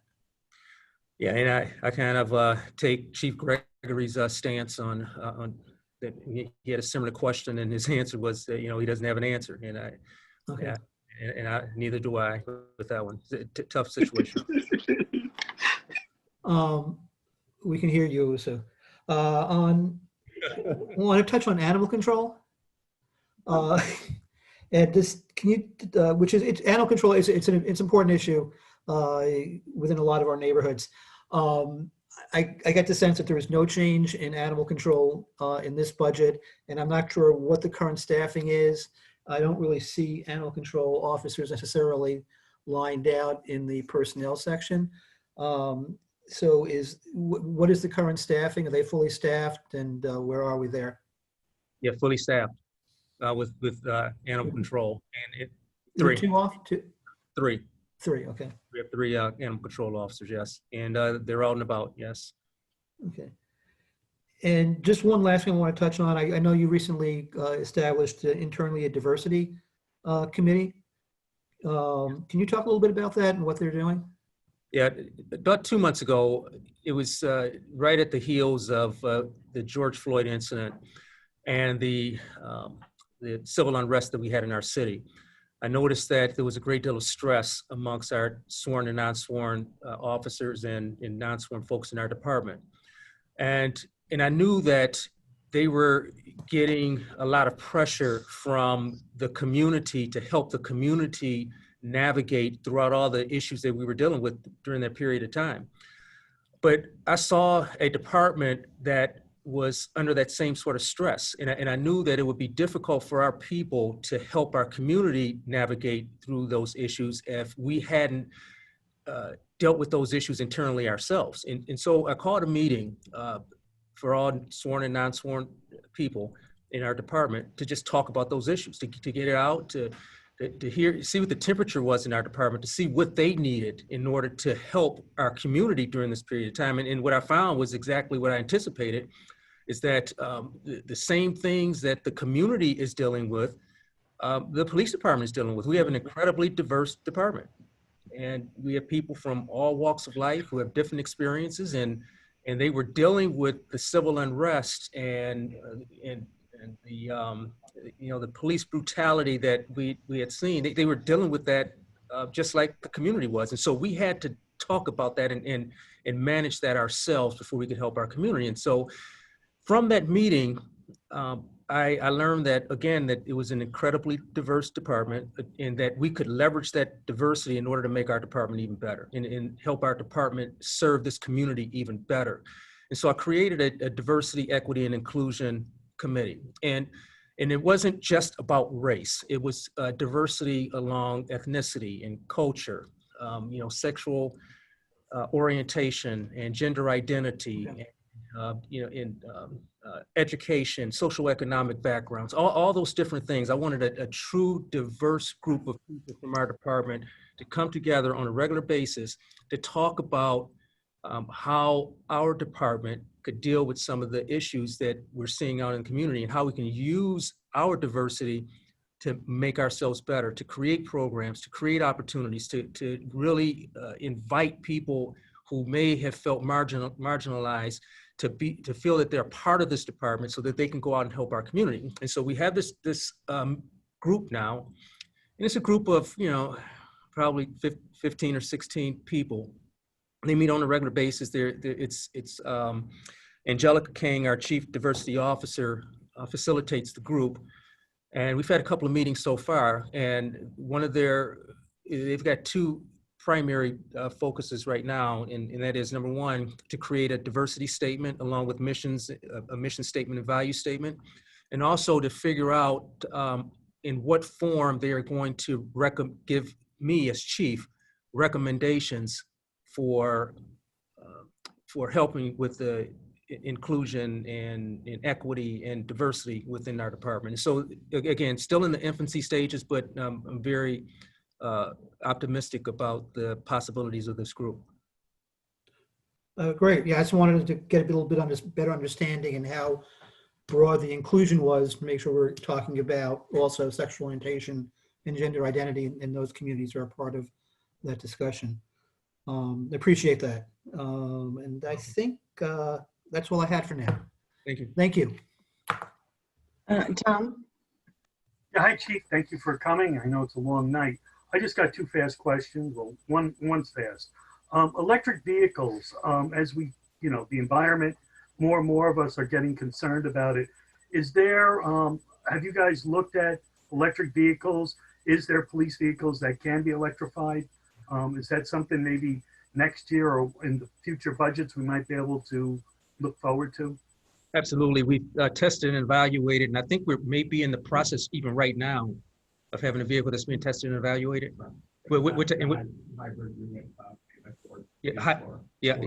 Hybrid Explorer that we're testing and evaluating right now. So absolutely, that's part of our plan. Okay, thank you. That's good news. My second thing is, it's kind of a criticism, signage around, and will be traffic engineering and signage. We had a digital sign by Hans Funeral Home on Western Avenue taken out about 2.5 years ago by a car. And, I've given up on calling. I've called so many times to have it replaced. And I know one of the bonding, it was about 2 years ago, I was promised that if this bonding went through, I would get that sign replaced, and it hasn't been replaced. I've put in calls, where I am in the 15th Ward, it's mostly an older neighborhood, but we are having younger people move in with children. And I've tried to get children at play signs, and there seems to be a resistance. We don't have sidewalks up here in 15, but kids do play in the street, and I was told kids shouldn't be playing in the street. Now, how do I tell an 8-year-old not to go in the street? So I would like to be able, hopefully we can get, a little bit, if we do need signs, that there maybe a procedure or something that we can put in to make sure if we do need a sign. And overall around the city, I know it was down at Crank Park, I met with Councilwoman Sonia Frederick. I noticed some of the street signs are just totally gone. I mean, you can have 1 or 2 letters left, and it's not just there, it's throughout the city. I see it. If you go up State Street, right from City Hall, you'll see several signs where the names just get kind of wiped out. And I know it's an expense, but it's important for people to be able to, if they're navigating and they don't have GPS, that they know what street that they're on. Thank you. Hey, you're welcome. And I'd like to do some follow-up to that. So, if you can just send me an email with that information, and I'll make sure that I get the appropriate personnel looking at that to have that issue addressed. Thank you. You're welcome. Next up, I have Owusu, then Mike, then Sonia. How you doing, Chief? It's Owusu. Good. How you doing? I'm doing well. What a year it has been, to say the least. I want to thank you so much for everything that you're doing, and I want to thank the police department for the work that they're doing here in our city. But I have a list of questions, and some of these questions I communicated with my constituents, and they sent me some questions that they would like to ask. So the first one is that the police department is the largest item in the city budget. To a public that is becoming increasingly skeptical about size of the department, how do you justify the necessity of the spending in a time when we are dealing with unprecedented budget strains?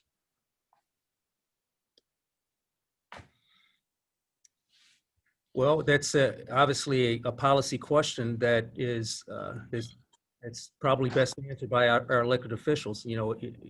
My job is to to take whatever direction that we get from the elected officials and from city administration, and that includes the size of the department, and run this department as effectively and efficiently as I can. And so I'm 100% confident that given the staffing that I have right now, that it's being run in the most effective and efficient manner. And if there's adjustments to that staffing, then I'll make sure that it's still run effectively and efficiently. Thank you. What is being done to preserve and promote community outreach, especially in the high crime areas? A lot of the things that we've been doing for years, even before I got here, and that's, making sure that we have, some robust community engagement unit, make sure that we have a department that that truly believes in community policing. And one thing that is a recent addition to this effort is us having our patrol officers conduct walking beat patrols for 20 minutes of shift. And that's something that's new. Before we had our beat officers who did the community policing and neighborhood engagement and walking the beat.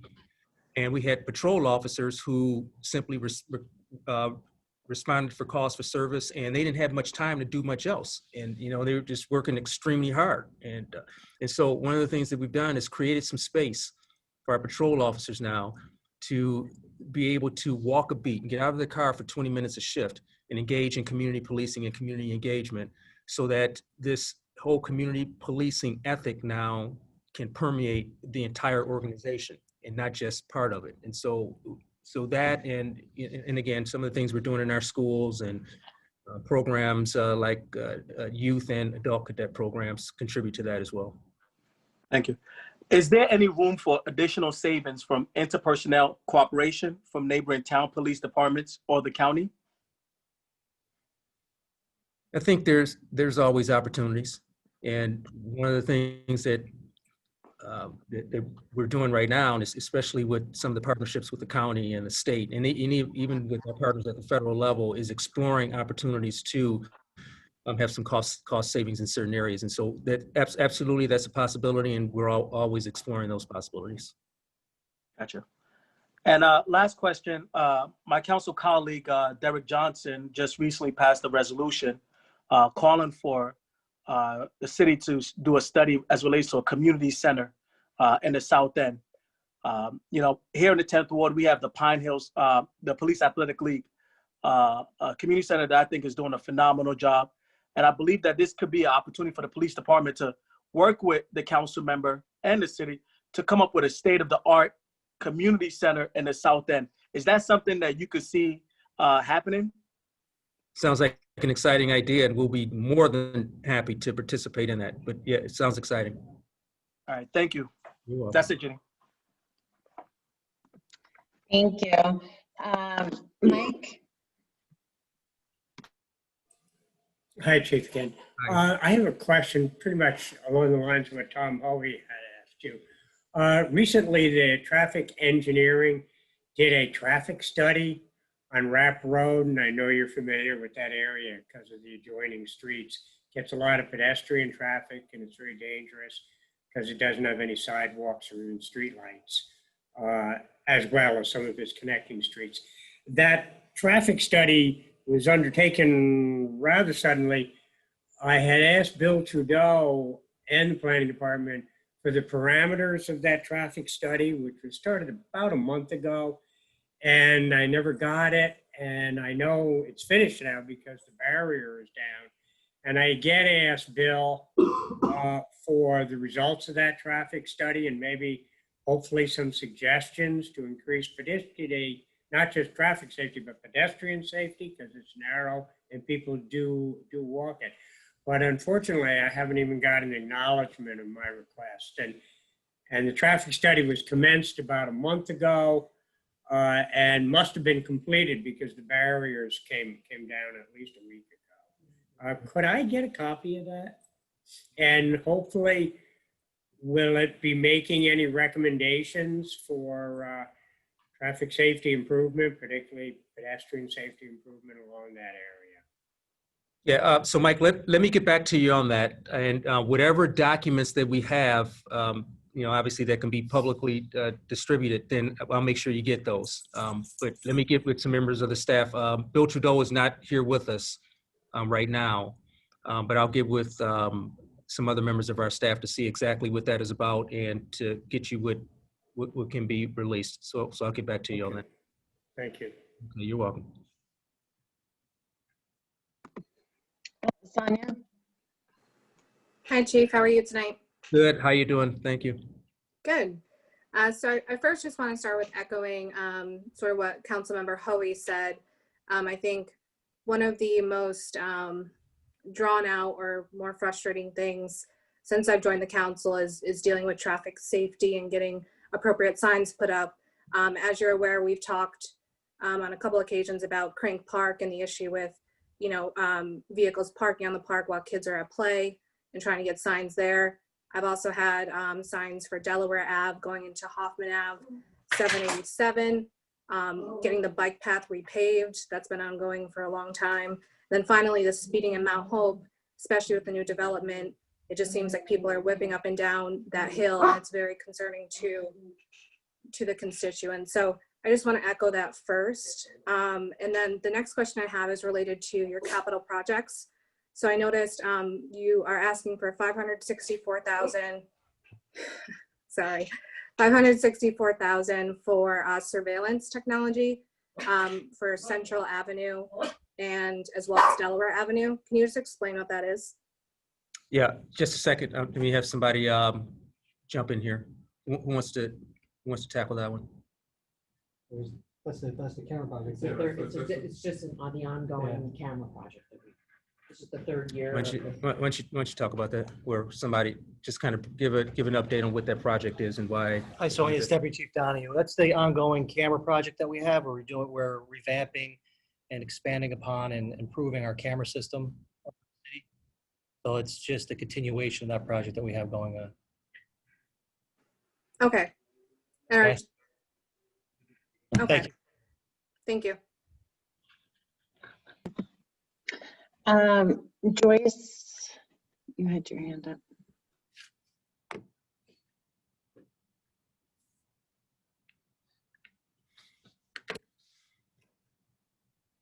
Thank you. Thank you, Jenny. Thank you, Chief, for being here tonight. I want to go back to the cadet program. Can you touch on that a little bit more? Because I know these, with the cadet program, the kids are much younger than the folks you're recruiting to be regular officers. How has COVID affected the cadet program? And COVID hasn't affected that. Right now, we're seeing this cadet program.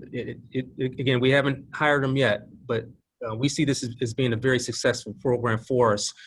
And you're right. We want to capture those young men and women from Albany who are between the ages of 18 years old and we've got to go as high as 31. Because it's a grant-funded program, community development block grant, and it has some constraints and some requirements that require us to have the age range a little higher. But the reason for that cadet program is because individuals must be 20 years old before they can become a cop here. So when young men and women from Albany were graduating from high school, they were ineligible to become police officers, and so between the ages of 18 and 20, we were losing a lot of these young men and women from our community. They would go to college or trade school, or they'd get jobs, or they'd go do something else. And so by the time they turned 20 years old, they had lost interest, or they just wouldn't come back to us.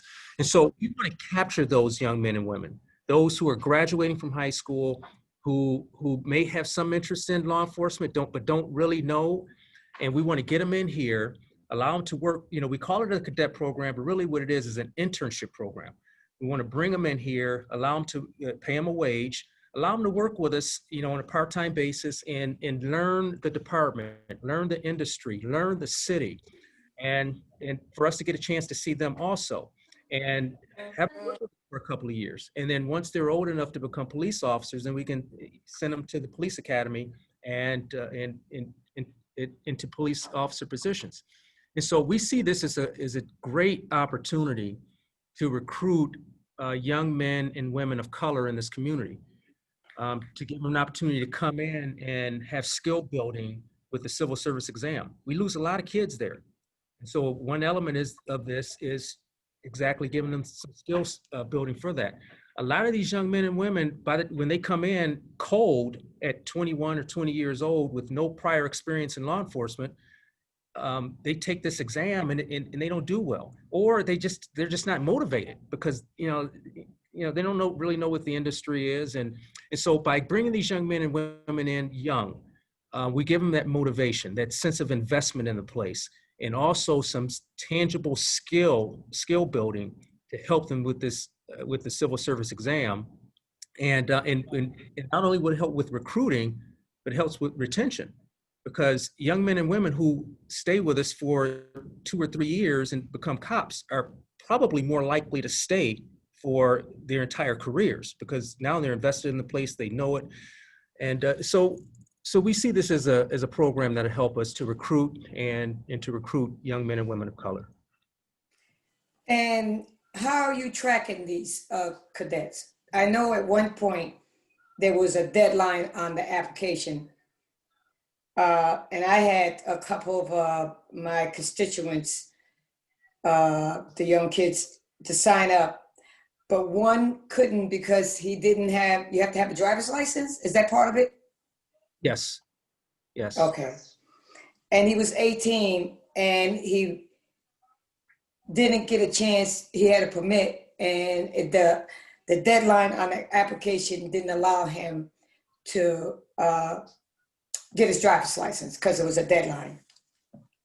Open applications. So he may have missed that first deadline only because we had a target date of somewhere around October to bring, somewhere around now to bring our first set of recruits in, of cadets in, but open applications. So at any time when he's, meets the minimum qualifications, we'll accept those applications. Oh, okay. All right. Thank you. You're welcome. Alfredo?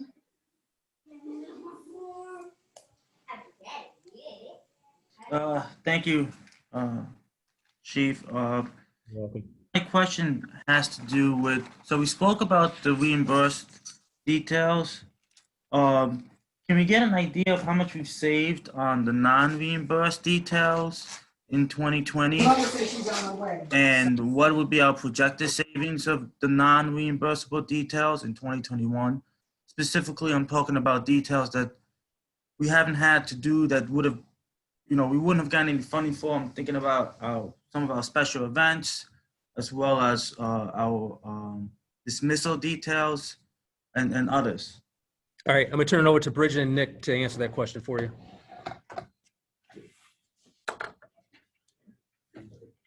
As of right now, we are $173,000 less in non-reimbursable overtime compared to this time last year.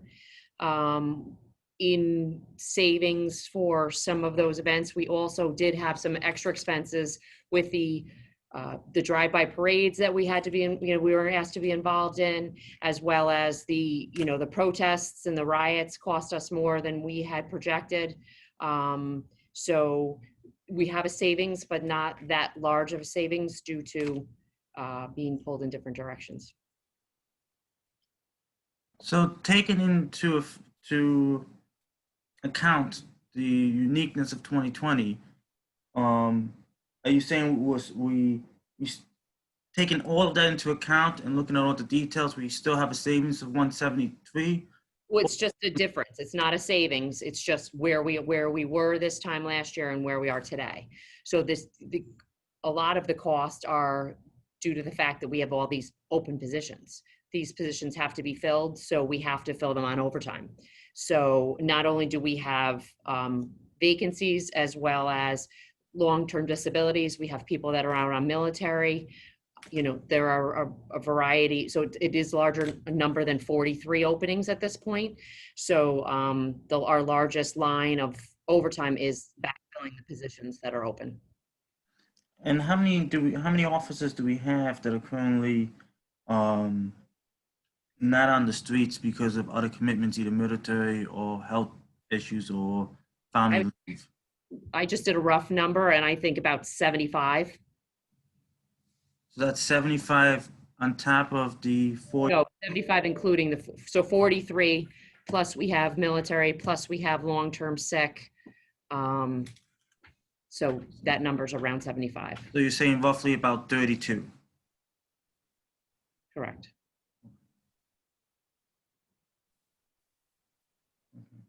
So really, you're 75 under plus the 21 that you count as.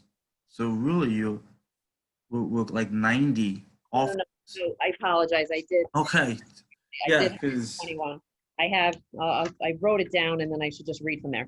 I had 43 vacancies, 21 recruits, 3 on long-term disability, 7 military, and 3 suspended at this point. So I have 77 people right now. And these again are rough. I heard from the questions with the fire department, so I was trying to get an idea kind of where we are. yeah. So we 13 is that number. Okay. And I guess going back to the overtime line, where are we on that general overtime line? Are we under? Are we over? We're under where we were last year, but we're still, I mean, right now we've spent, over $4 million already on overtime. And last year we budgeted for 42882. 4,282,000. I've already done transfers with the budget office to take the money from the salaries to offset the overtime. So, and then we have to do the buyouts as well. So with all these retirements, there's costs for all those people's accrued time. So between the salary savings, but we still have to pay the extra overtime as well as their buyouts. Okay. And do you guys have a line, buyout line, like the? We do not. It's a rather large number. I mean, I think I only heard the tail end of the fire departments. Just the comp time alone is over $1 million. So Comp city payout. No, that's not it. no, those are workers' comp payouts. Yeah, I was going to say that's not a large number at all. Okay, I'll take a look at that. And I mean, as of right now, we've paid out in buyouts so far this year $691,000 in buyouts.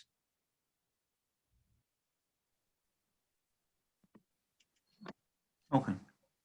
Okay. Thank you. So I know Judy had a follow-up question. And I know you do, Richard. Oh, and Kelly, you haven't gone yet. And so I'll let Judy go and then I'll have Kelly, then Richard, and I believe Owusu also had his hand up. I'm noticing that there is nothing in the budget that specifically addresses what might come out of the policing reform and reinventive collaborative recommendations. Could you address that? And also I'm noticing the Citizen Police Review Board does not have an increase in funding, although there's been a lot of discussion about them having their own council. All right, Eric, Nick, you want to weigh in on the impact of the reform in the police budget? We're still waiting to hear recommendations from that committee. That's why we did not make any major changes one way or the other. But we're in talks, and as soon as they have a chance to meet and give us any recommendations, we will work that into the city's financial plan. So the recommendations will be coming forth at the beginning of next year and would be expected to be implemented during the course of 2021. And we would make the budget adjustments at that time, if there are any needed. Yeah, that's my understanding. Okay. And the Citizen Police Review Board, I thought that there was a consensus growing that they should have their own attorney, but maybe, is that something that the administration has ruled out financially, or is that something also that is pending those recommendations? If that was a recommendation of that committee, we would definitely take that into consideration, but that was not any recommendation that was proposed by the review board or by the committee. Okay, thank you.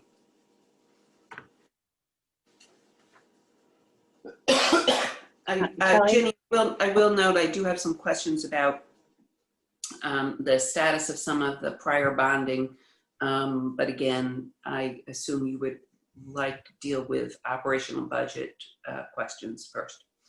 Thank you. I appreciate that. Go ahead, Kelly. Okay.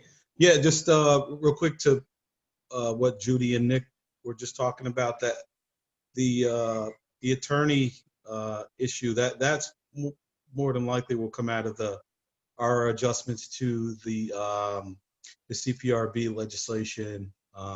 So that's not dependent on the collaborative. That's a function of the council. So that and we're meeting on the 5th of November. So maybe we'll have something then on that. Thank you.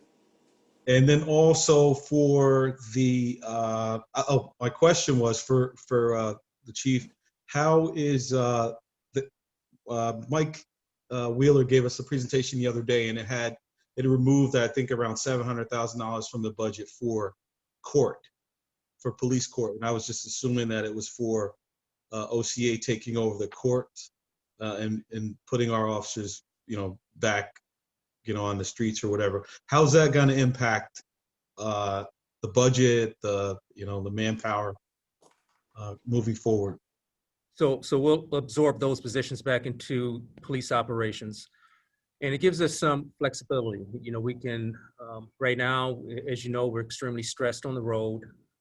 So it allows us to bolster some of our road patrol operations. I know there's an appetite in the community to perhaps increase the number of beat officers and neighborhood engagement officers that we have. That's a possibility. We've got challenges in our detective office and just investigating crimes, and also a tremendous amount of stress in our internal affairs area, the area that's doing not only the internal investigations of our officers, but also recruiting, backgrounds, and all those things. We're going to have an influx of officers coming in, or recruits, prospective officers, and we need the appropriate amount of background investigators in order to get them through. And then training is critically important, as we bring in these new people. And it's a risk management issue. There's going to, I'm sure, coming out of this collaborative, there's going to be some increased demands for different types of trainings of our officers. And so we need to make sure that we have a training unit that has the capacity to do those things that are going to be asked for of us. So by absorbing those officers in, it gives us some flexibility. I'm looking forward to working with the community before we absorb those officers into our operations, to see what appetite and what requests and suggestions our community has for that. Okay. So, and how many officers are we talking about? 13. Okay, 13. That's good. Okay, and then just one last thing. You mentioned internal affairs, officer professional standards. I know, and I know I have an understanding of how it works, but I don't know that most other council members do. You do backgrounds for the police department, but you also do some investigations citywide for employees and backgrounds for city employees also. Is that correct? Yes, are we still doing those? For ours, citywide though. That's citywide for ours. We used to assist the fire department, but So right now it's just our department right now. Yeah, so right now it's just police, Kelly. Okay, good. All right, that's good. So thank you. That's all I have. All right, you're welcome. Richard? Thank you. I just wanted two areas. Wanted to quickie. We recently got a report, weekly report, crime synopsis, part 1 crime synopsis, which was basically stats by category citywide. There was a time when we would get that information by NAU beat zone, so that we could look at our own zones, our own areas, and geographically, is it possible for us to get that breakout by zone? We can do that. Is it? used to do that. Yeah. Something we can look into reinventing it. Yeah, that we have the capacity to do that. So we should be able to do that. Great, thanks. And the other area, which I don't think was brought up, is COVID-related enforcement. So the governor has made a big point about how it's the responsibilities of localities to enforce state COVID requirements, related to masks, related to social distancing, related to large events, et cetera. And that to the extent that localities fail to do that, they're subject to potential financial penalties. Can you talk about what is the role of the APD as far as enforcement in that area? Is that something we're doing? Are we collaborating maybe with the Sheriff's Department and other agencies? Basically, how are we approaching on a local level enforcement of those requirements that have been promulgated by the state? So, and I'll let my patrol commander, patrol deputy chief, talk a little bit about this. But in practice, when we get these complaints, it usually comes in the form of large gatherings or people within a gathering that don't have masks on. And so our officers are very well aware of the executive order, and we've been in contact with Corp Counsel as well as the DA's office about the enforcement piece of it. But we've adopted a strategy of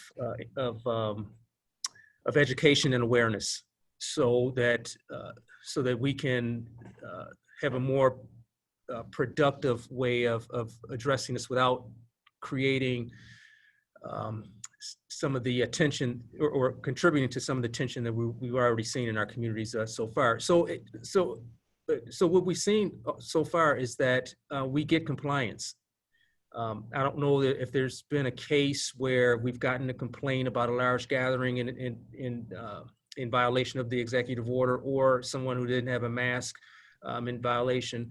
I can't recall an incident where we received any opposition from the person. It's usually voluntary compliance, and that's workforce. But we also do work very closely with county officials. So if there is an establishment where we received a complaint of some violations, we have some connections to get some help from the county for enforcement with that. I don't know, DC, was there anything else you want to add in terms of enforcement of that? No, I think Chief, you covered it pretty good. We do work with the Albany County Department of Health. We send them paperwork if we have any issues, anything that has been reported to us. We try to respond to those locations. We advise them of the executive order, education. We have handed out masks to people. We've given masks to our neighborhood engagement officers for that purpose, to mitigate and to de-escalate those types of situations. And then again, if it's something where they're in violation, we file the paperwork with county health department, and then our corporation counsel works with them if there's going to be any type of fines or anything like that. Is there any particular mechanism the public uses to inform you of potential violations, issues, or concerns, or is it phone calls, Nixle, See-Click Fix, anything, or any recommended way? It's been a mix of See-Click Fix, 911 calls to the stations. It's been a bunch of different ways it's come in. Some emails to the chief and I, where we would send patrol over if someone emails us directly. Okay. All right, thank you. Owusu? Yes, one of my questions was actually answered, which is, thank you. My question is more so, every year we budget for full-time police officers, and we never get close to that amount that we budget for. Realistically, what is the chances of us actually utilizing every dollar that we have budgeted for the police, for police officers and patrol? Well, I think we will account for all of it, because if it's not accounted for with the actual bodies, then it's usually accounted for with overtime to backfill the vacant positions. Okay, so there's a misconception that the administration utilized some of that money towards other projects, or does it go to the general fund if that money doesn't get utilized? What happens to it? Just want to be educated on that. it sounds like it's more of a technical question, so I'm going to defer to Nick on the technical aspects of that. Sure, I can speak to that. We hope that the police department can, get up to that number, and then at that point, we will adjust, our challenge line and everything accordingly. But we continue to provide and allocate for a full staffing because that's the goal. So that what you see in that challenge line is essentially, it's their historical variance with maybe some anticipated reduction in another area, but it's pretty slight, and they do tend to come in under budget. So it's essentially part of it is their own vacancy savings, and part of it is up to them to come in with those reductions and perhaps operating expenses. But their vacancies are not accounted for in the other citywide. As you know, we budget for a citywide vacancy savings allowance. Because they're separate and we just handled that separately with police, it's just a way of affording them the ability to be fully staffed and to hire to that full complement, but also budgeting to what we realistically and historically see. Thank you. Oh, sorry. I have one last question. As relates to the cadet program, how many people are you taking? Because I think individuals, I keep getting calls that, the police department is taking 100 cadets. How many people are you actually taking per class? Well, with the new cadet program, the adult cadet program, only four at a time, but we have open applications though. 4. Okay, thank you.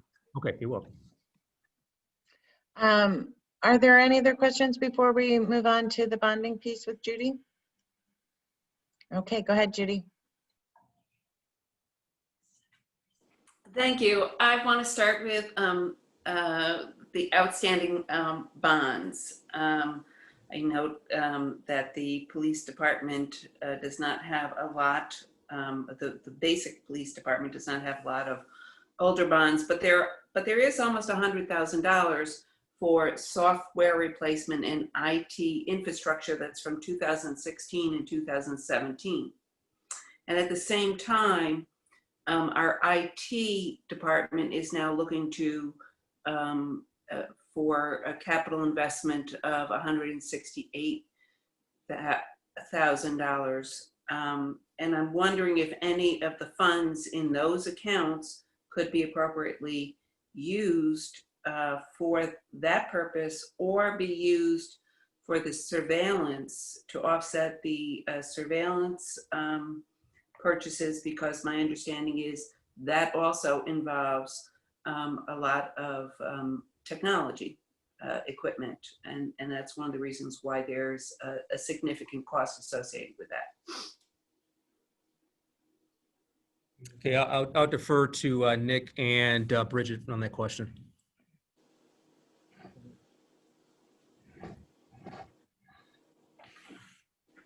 Which Nick? Oh, that would be me. I guess I'll follow up on what Bridget has to say. But from our talks with the police department about the status of their projects and what their intentions were, they had spoken about a need for cameras in their interrogation unit. Bridget, correct me if I'm wrong, but that was what you were looking for, and they had the price out for that for around $97,000. And just from looking at the status of their open projects, they would have enough between those two accounts to cover the renovation costs there.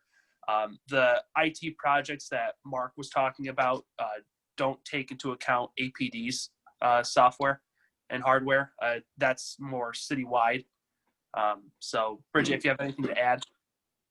No, we do have a current camera system in the detective office that has been failing, so they're looking to replace it.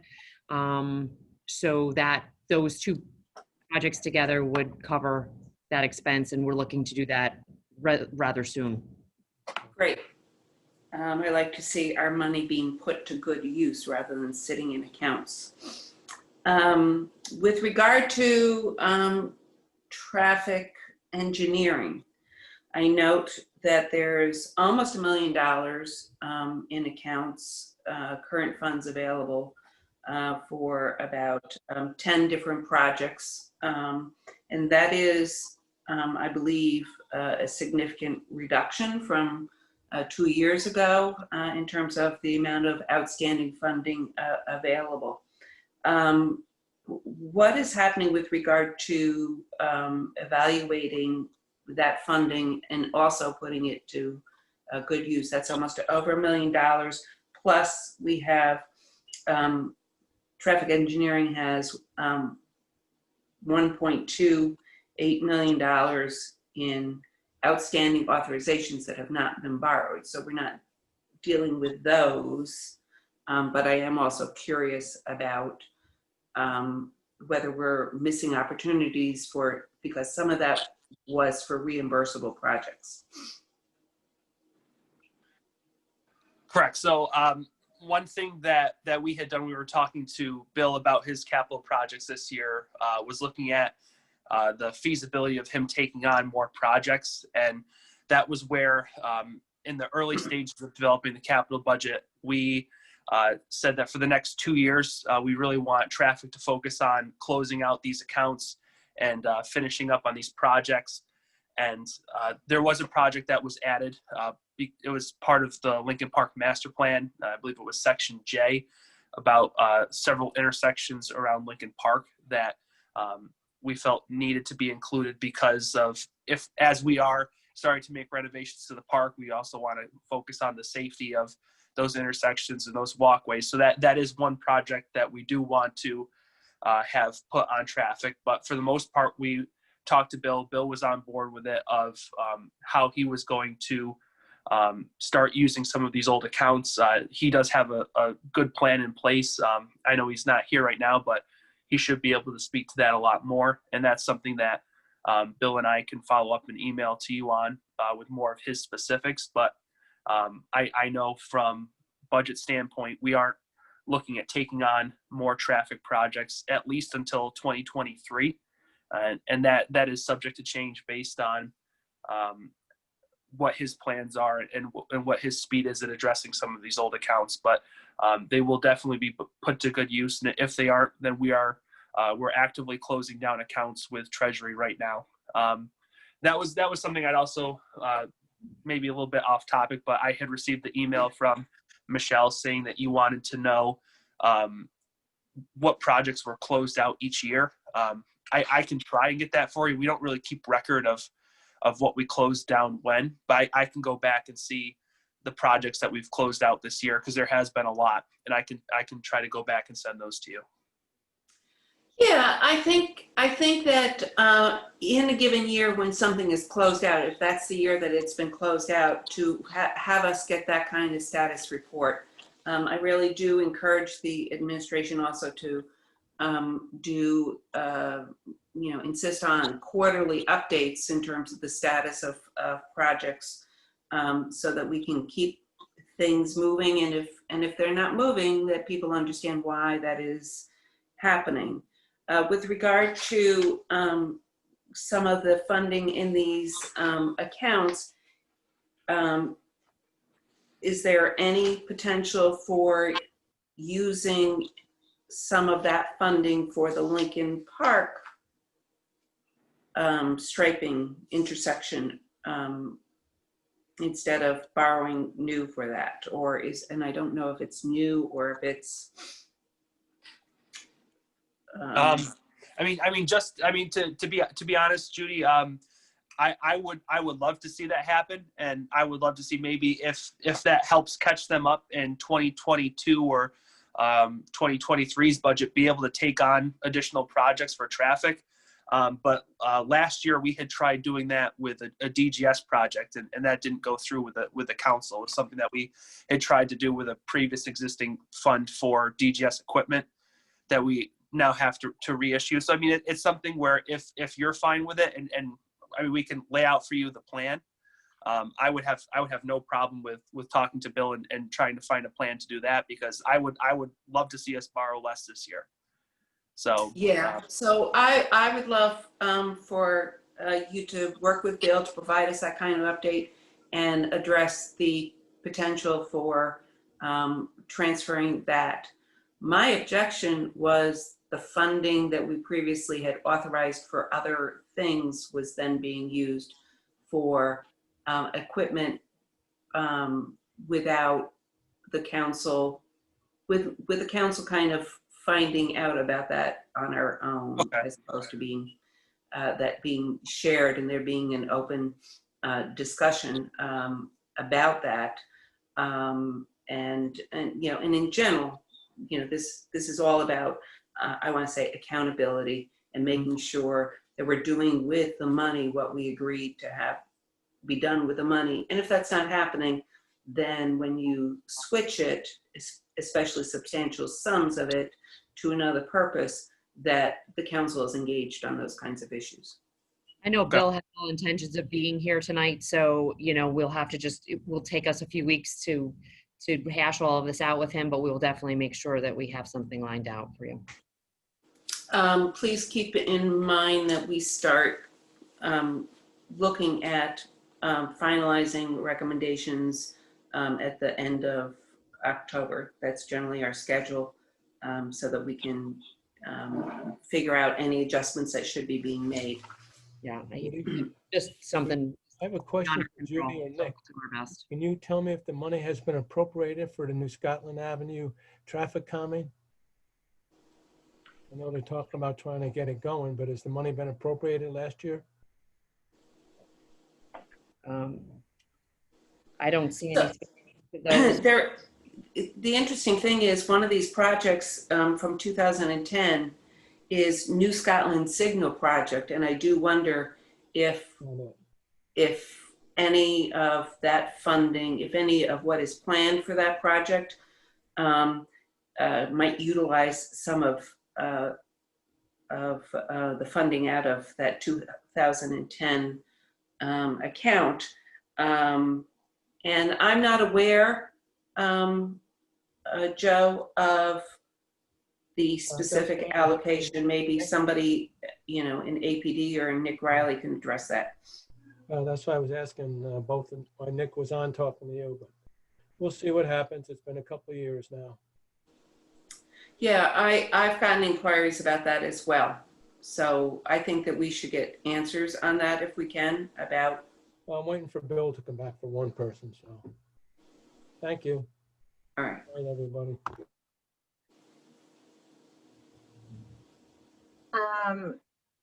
Are there any other, does anybody have any other questions? Oh, sorry. If I can just note that, you know, I've looked at the vehicle request purchase. I'm thrilled that it's looking to come out of cash this year as opposed to borrowing for it, because the period of probable usefulness is only 3 years. And most municipalities consider that to not be something that should be borrowed for, and that's, you know, the OSC advice. So I'm thrilled about that, and you know, that looks to be reasonable to me. Yeah. Just Jenny, real fast. I know many of my colleagues have talked about traffic and safety. Chief, can you just talk a little bit about like how many people are within that department, and if Bill Trudeau is on there, can he say, I mean, if he needs help? Because I mean, I think Bill is a phenomenal staffer within the city. He's done a wonderful job answering many of my neighbors' and constituents' issues and concerns. But I feel like they need help in that department and they're short staffed. Can Bill or yourself speak on it by any chance? Yeah, Bill can probably talk more about what's happening within the department, within his unit itself. But right now, we have 8 full-time equivalents that are assigned to traffic engineering. And how many are vacant right now? Are any of this? Is it just? So just real quick, looks like we're short an electrician and a laborer. And now, unfortunately, we had our sign guy passed away this week. So oh, yes, we're going to have to fill that position as well. So he does have 3 vacancies right now that I'm aware of that we're looking at. And I would just note, we still have to talk about the roads and other pieces. So think that Bill comes in for that. So I think we'll still have an opportunity to talk to Bill. And if not during this budget cycle, then I think we can definitely reach out and have Bill come in. He's always great about coming in to speak to us. So if there's no other questions, Chief, I thank you so much for a really thorough and wonderful presentation. We really appreciate it.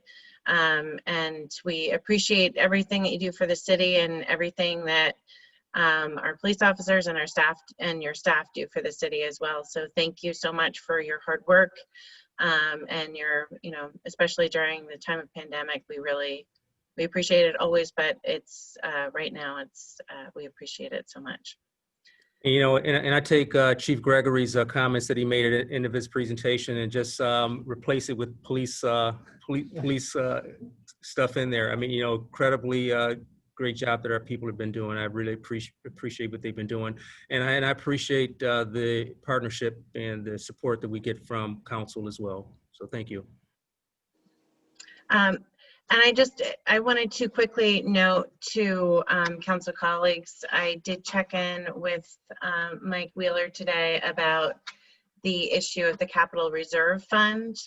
And the reason why they're doing Capital Reserve Funds is because it earmarks money for those specific things. So if the money is not all spent in this year, it makes sure that that money goes towards whatever that capital is. So in terms of police cars, that's money that will be spent on, if it takes more time to order those police cars, that money is definitely going to police cars, not something else. If it goes into the general fund, then it's not a necessary piece. It's not necessarily it's not necessarily earmarked for that. And especially with any leftover funds, it makes sure that that continues on. And since these are expenditures that are yearly expenditures, that's why they're comfortable doing that. It's not quite the same as earmarking like an obscure thing that you're not going to be able to spend it, as has been the case in some of our bonding ordinances. Go ahead, Judy. So our city charter allows us to make capital allocations that carry forward. It doesn't have to be in a reserve fund. That's in section 604, I think. I didn't bring that up with Mike, but I certainly can bring that up.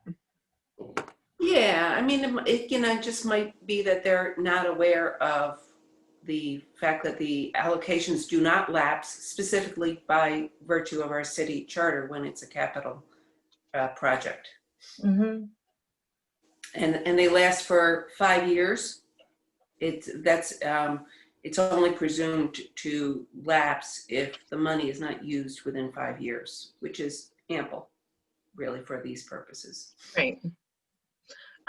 Yeah, I will mention that to him. I think that's an important point. The concept behind it, which made a lot of sense once they explained it, was to make sure that the money would actually go towards that. Sometimes if things go into general fund, some departments have a use it or lose it mentality, and they wanted to make sure that they were used for these capital funds and not other things. So with that, go ahead. Are we all set, Jenny? Yes, absolutely. We're all set. And if I can get a motion from someone to motion to adjourn, and a second by Mike. Thank you all so very much for a long. Thank you. Good night, everybody. See everyone next week. Yes. Good night. Good night.